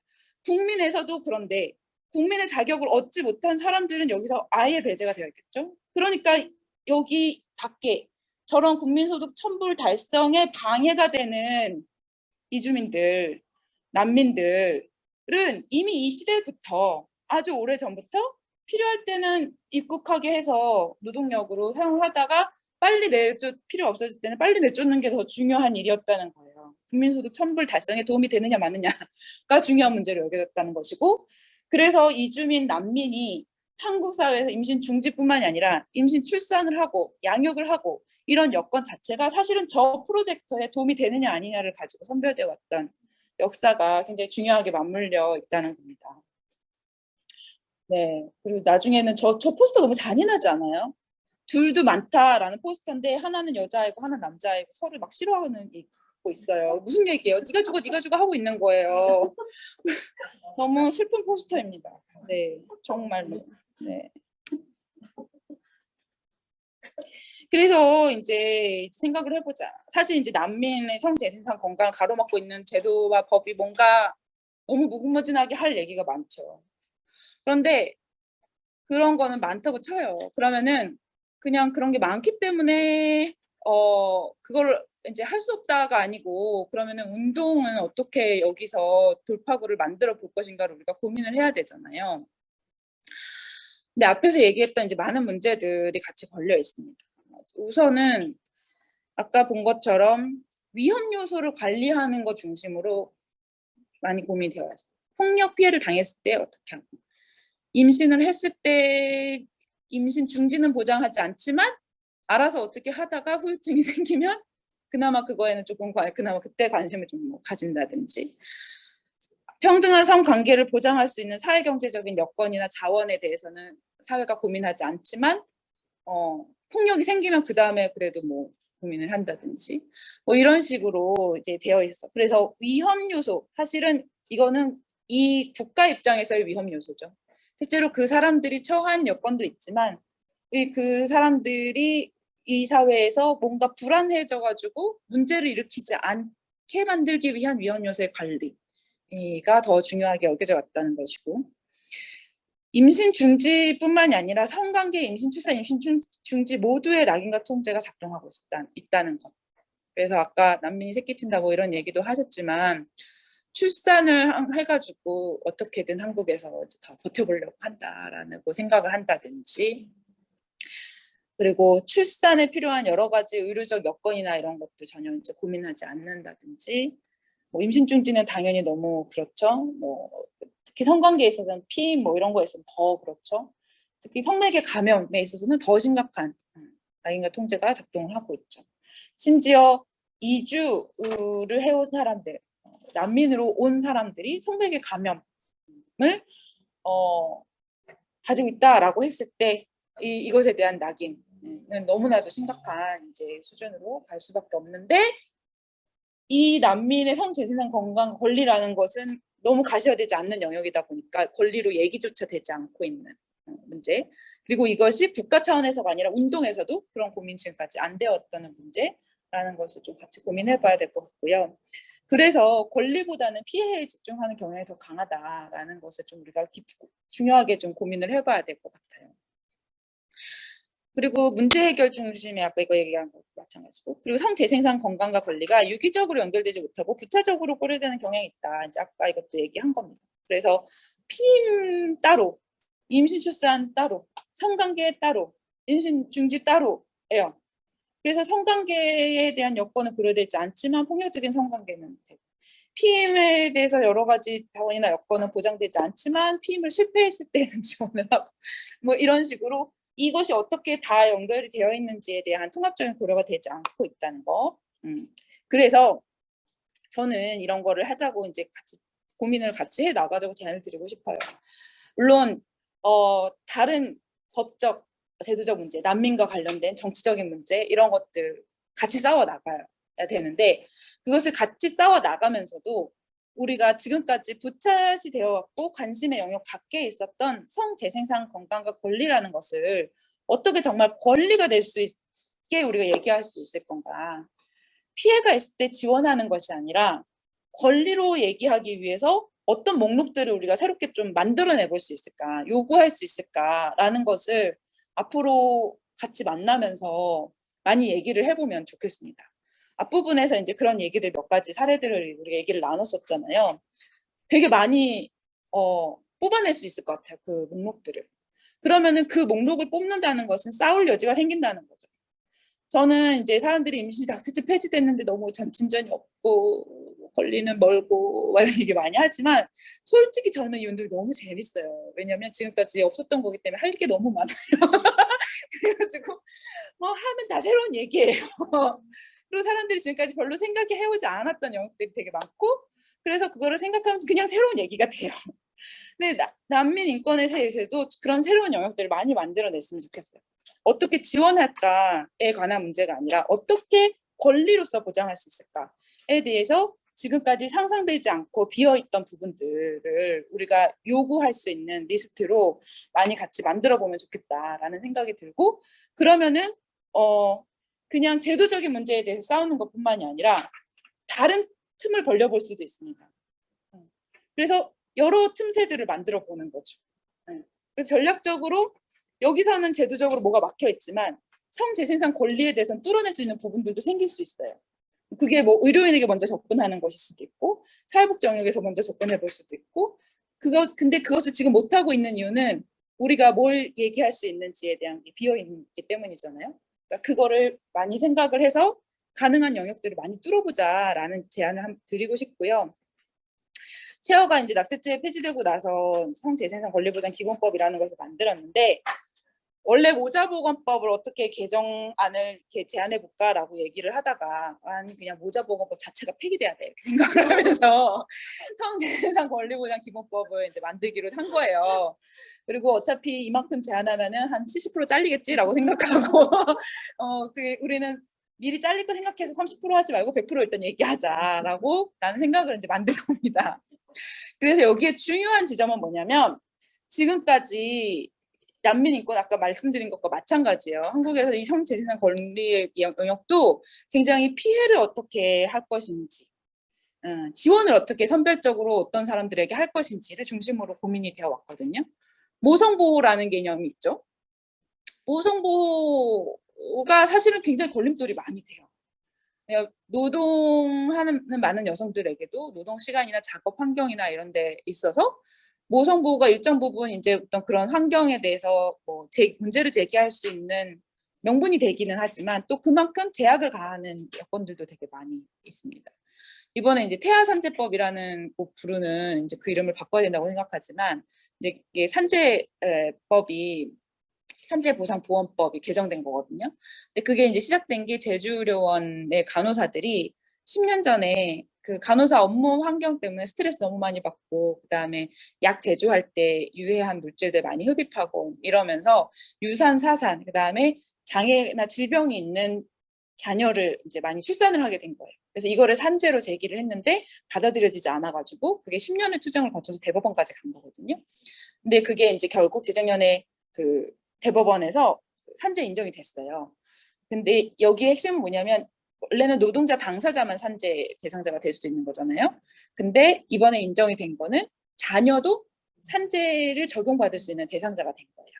대법원에서는 임신 기간 동안에 태아에게 미친 영향은 임신한 여성이 일하는 환경에서 그대로 영향을 받은 것이기 때문에 사실상 이 여성뿐만이 아니라 자녀도 산재로서 영향을 받았다고 봐야 된다라고 판결을 한 거예요. 그래가지고 개정이 된 건 다행이에요. 근데 그러고 나니까 모성보호라는 개념으로는 이게 성립이 되지만 근데 산재의 영향을 출산했을 때만 받냐는 거예요. 임신한 기간 동안만. 사실은 임신하기 전에도 받잖아요. 출산 후에도 받고. 이 사람의 어떤 생식 건강에 문제가 생긴 것은 10개월의 임신 기간 동안 생긴 게 갑자기 생긴 게 아닐 거라는 거예요. 오랫동안 누적되어 온 거죠, 노동 환경 속에서.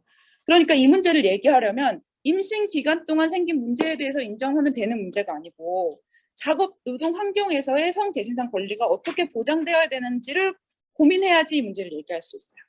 근데 지금의 어떤 방향은 일단 임신한 여성에게 인정이 됐으니까 그럼 아버지의 산재도 인정해야 된다. 이제 이런 식으로 간단 말이에요. 그러면은 엄마 산재, 아버지 산재 이렇게만 자꾸 가게 돼요. 근데 지금 이렇게 갈 수밖에 없는 게 모성보호라는 개념밖에 없어서 그래요. 네, 후성보호는 또 없어요. 근데 이게 무슨 보호 같은 논리로 가려면 이건 할 수가 없어요.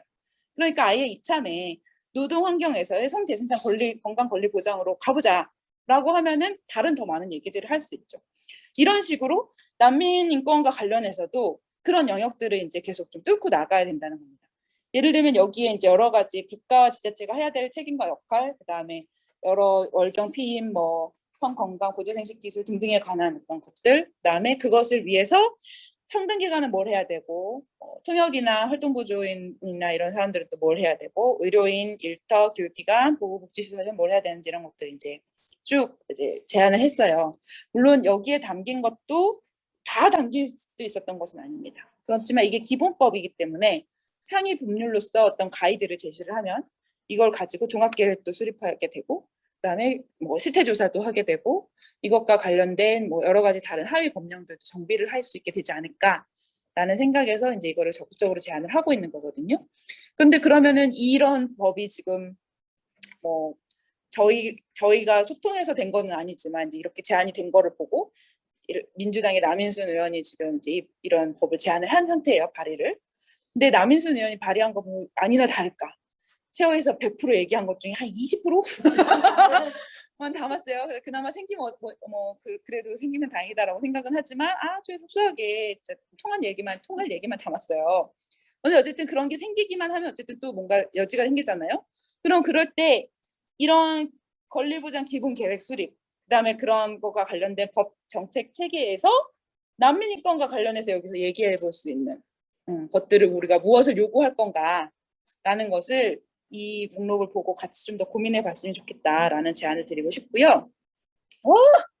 마지막으로 이제 재생산 정의에 관한 얘기를 하고 마무리를 할 텐데 앞에서는 이제 쭉 성재생산 건강과 권리에 대해서 얘기를 했어요. 근데 운동의 층위에서 조금씩 이제 그 내용이 다릅니다. 재생산 건강과 권리에 대해서 이야기를 할 때는 아무래도 이제 건강을 얘기하는 운동에서는 건강에 대한 불평등을 주로 많이 얘기를 하고 그러다 보니까 주요 요구와 전략도 이제 어떻게 하면 공공의료를 확충하고 뭐 어떻게 의료기관 만들고 의료인들 어떻게 교육하고 이런 내용 중심으로 얘기가 되고요. 권리에 대해서 얘기를 할 때는 법정책과 관련된 요구들에 많이 초점을 맞춰집니다. 그런데 시작하면서 얘기했고 아까 이제 부자는 낙태하고 가는 사람도 죽는다 막 이런 얘기에서 사실은 핵심적인 것은 재생산 정의에 관한 내용이거든요. 법적으로 권리가 아무리 확보가 되고 아무리 병원들이 많이 생기고 의료인들이 많이 생긴다고 하더라도 여기에 접근할 수 있는 사회경제적 여건, 그다음에 이 사람들의 권리의 어떤 상태, 그다음에 이 사람들이 살고 있는 우리 어떤 사회적인 어떤 자원들 이런 것들이 그냥 기본적으로 특정한 집단이나 공동체를 통제하고 억압하기 위한 방식으로 계속해서 작동을 한다면 아무리 좋은 인프라가 있어도 그 누군가에게는 계속 닿을 수 없는 게 될 수밖에 없고 계속 부당한 차별이나 낙인을 경험할 수밖에 없다는 거예요. 그래서 특히 사회적인 소수자 집단들에게 있어서는 권리도 중요하지만 재생산 정의를 위해서 같이 싸워나가는 것이 굉장히 중요하다라는 이야기를 하고 있고 이제 그러기 위해서는 여러 사회경제적 여건들에 대한 이제 교차적인 분석이나 접근들이 같이 필요하고 그냥 개인의 권리를 어떻게 확보할 것인지가 아니라 그 집단, 공동체의 삶의 조건을 어떻게 바꿔나갈 것인지와 관련된 사회정의의 문제들을 같이 고민해 나가야 된다라는 제안을 하고 있고 그래서 마지막 슬라이드에는 이제 그런 거에 대한 어떤 예시들의 리스트가 있습니다. 일단 여기까지 저는 얘기를 마치겠습니다. 네. 늦게 시작이 되다 보니까 제가 조금 더 허겁지겁했어요. 쉬는 시간도 안 가지고 중간에 한번 쉬려고 그랬는데 네. 혹시 이제 여기까지 이제 말씀을 드렸으니까 조금 더 같이 나눠보고 싶은 얘기나 궁금한 거 있으면 얘기를 좀 나눠보고 마무리를 할까요? 오늘 제가 아까 그 자료, 그 출력한 자료 중에 참고 자료가 3개가 있는데요. 온라인에 계신 분들한테는 파일을 아마 전해주실 것 같아요. 제가 그 링크 텔레그램으로 보내드렸거든요. 파일하고 그다음에 하나는 난민인권센터에서 활동하시는 이제 고은지님이 쓰신 글인데 너무 좋은 글입니다. 그래서 여러분이 이거를 꼭 읽어보셨으면 좋겠어요. 오늘 제가 미처 다 얘기하지 않았던 굉장히 중요한 난민의 이제 지금 우리 사회에서 살아가고 있는 여건과 관련해서 어떻게 임신중지와 관련된 권리를 더 얘기해 볼 수 있을까라는 거를 굉장히 이제 자세하게 적어주신 글이 있고요. 그 다음에 나머지 2개의 자료는 저도 이제 많이 받았던 자료인데요. 하나는 난민에게 이제 임신중지에 관한 권리라는 것이 과연 있는가, 혹은 지금의 난민과 관련된 여러 국제기구나 이제 국가적 차원에서의 지원책에 왜 임신중지는 있고 그게 빠져 있는 게 실제로 얼마나 심각한 문제들을 야기하고 어떤 것들을 고려하지 않고 있는가라는 것들을 이제 구체적으로 짚고 있고, 고은지님의 글하고 같이 연결해서 보시면 되게 좋을 것 같습니다. 예를 들면은 이제 난민들에게 특히 많은 영향을 미치는 종교적인 지원기관들의 문제점, 그리고 난민 커뮤니티의 특성이나 이런 것들이 이제 고려되지 않는 지점들, 폭력에 대해서 뭐 지원한다고는 하지만 그 폭력에 관한 지원을 할 때도 이런 임신중지에 관한 것이나 의사소통에 관련돼서 고민되지 않는 문제, 이런 등을 이제 뭐 얘기를 하고 있고요. 그 다음에 또 하나 이 프론티어스에서 나온 자료는 이제 많은 사람들이 같이 참여한 글인데요. 같이 이제 공동 연구를 한 거예요. 그래가지고 이주민들에게 어떠한 성과 재생산 건강과 권리가 필요하겠는가라는 것을 이제 공동 연구 작업을 해가지고 나온 자료입니다. 여기 델피 컨센서스라고 되어 있는데 제가 그 파일 보내드린 거를 같이 또 참고를 해가지고 네, 보시면은 좋을 것 같고요. 뒷부분에 결론 부분에 좀 중요한 얘기, 여기 나와 있는 그림이라든지 중요한 지점들이 되게 많이 언급되어 있습니다. 사회 구조적인 어떤 문제들이랑 그 다음에 결론 부분에 있는 여러 가지, 결론 부분은 짧고 그 앞에 있는 얘기들서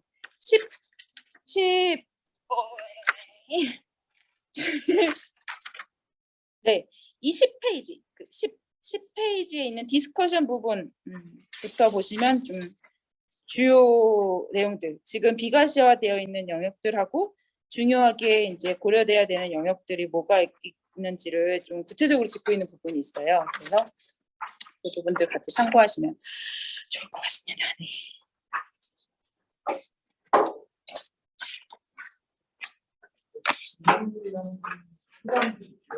네, 소감도 좋고 뭐 그냥 하고 싶은 얘기, 온라인에 계신 분들도 네.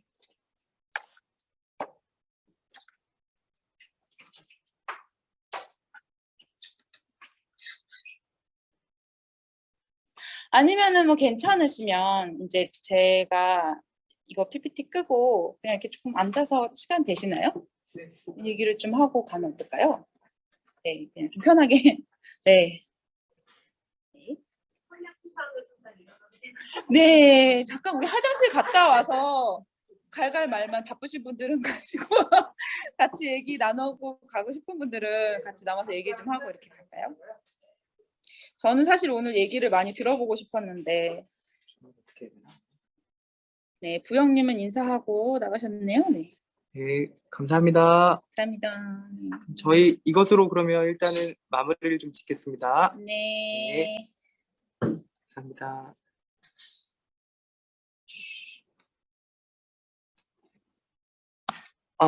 영화쌤 고맙습니다. 네. 잘 들었습니다. 다음에는 꼭 목포에서 뵈어요. 네, 고맙습니다. 부영님 감사드립니다.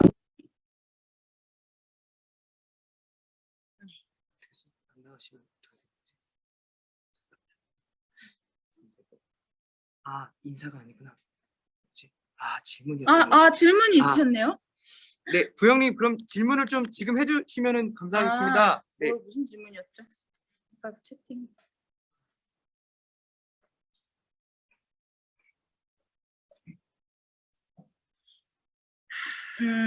부정되어 성의 위험을 일반 사회는 걸 어떻게 부정하는지. 네. 네, 아까 소개했던 기본법에서 일단은 좀 보시면은 좋을 것 같고요. 기본법. 네, 성재생산 권리보장 기본법 아까 소개했던 그 법에 체어 홈페이지에 보시면 해설집이 있어요. 그 해설집에서 조금 더 구체적으로 얘기하고 싶은 부분을 박스 처리해 놓은 부분이 있거든요. 그래서 조항이 있다고 그냥 해결되는 것이 아니라 여기서 어떤 관점으로 만들었는지를 특별히 이제 그 박스 처리한 부분에서 설명을 하고 있는 부분들이 있습니다. 중간중간 있죠, 책에. 빨간 네, 책에. 중간중간 있어요. 그래서 체험 홈페이지 메인에 이렇게 떠 있으니까 한번 다운받아 보시고 그 해설집 그냥 그 법 말고 해설집에 보시면은 네. 그런 부분들이 좀 설명이 더 되어 있는 부분들이 있으니까 거기를 조금 더 참고해 보시면 좋을 것 같아요. 좋은 아니라 네네. 설치 잘하겠습니다. 네. 네, 부영 선생님 감사드립니다. 다음에는 또 대면으로 한번 뵈었으면 좋겠습니다. 꼭 대면으로 뵈어요. 네, 고생하셨습니다. 네, 수고하셨습니다. 네, 고생하셨습니다. 줌을 좀 마치도록 하겠습니다.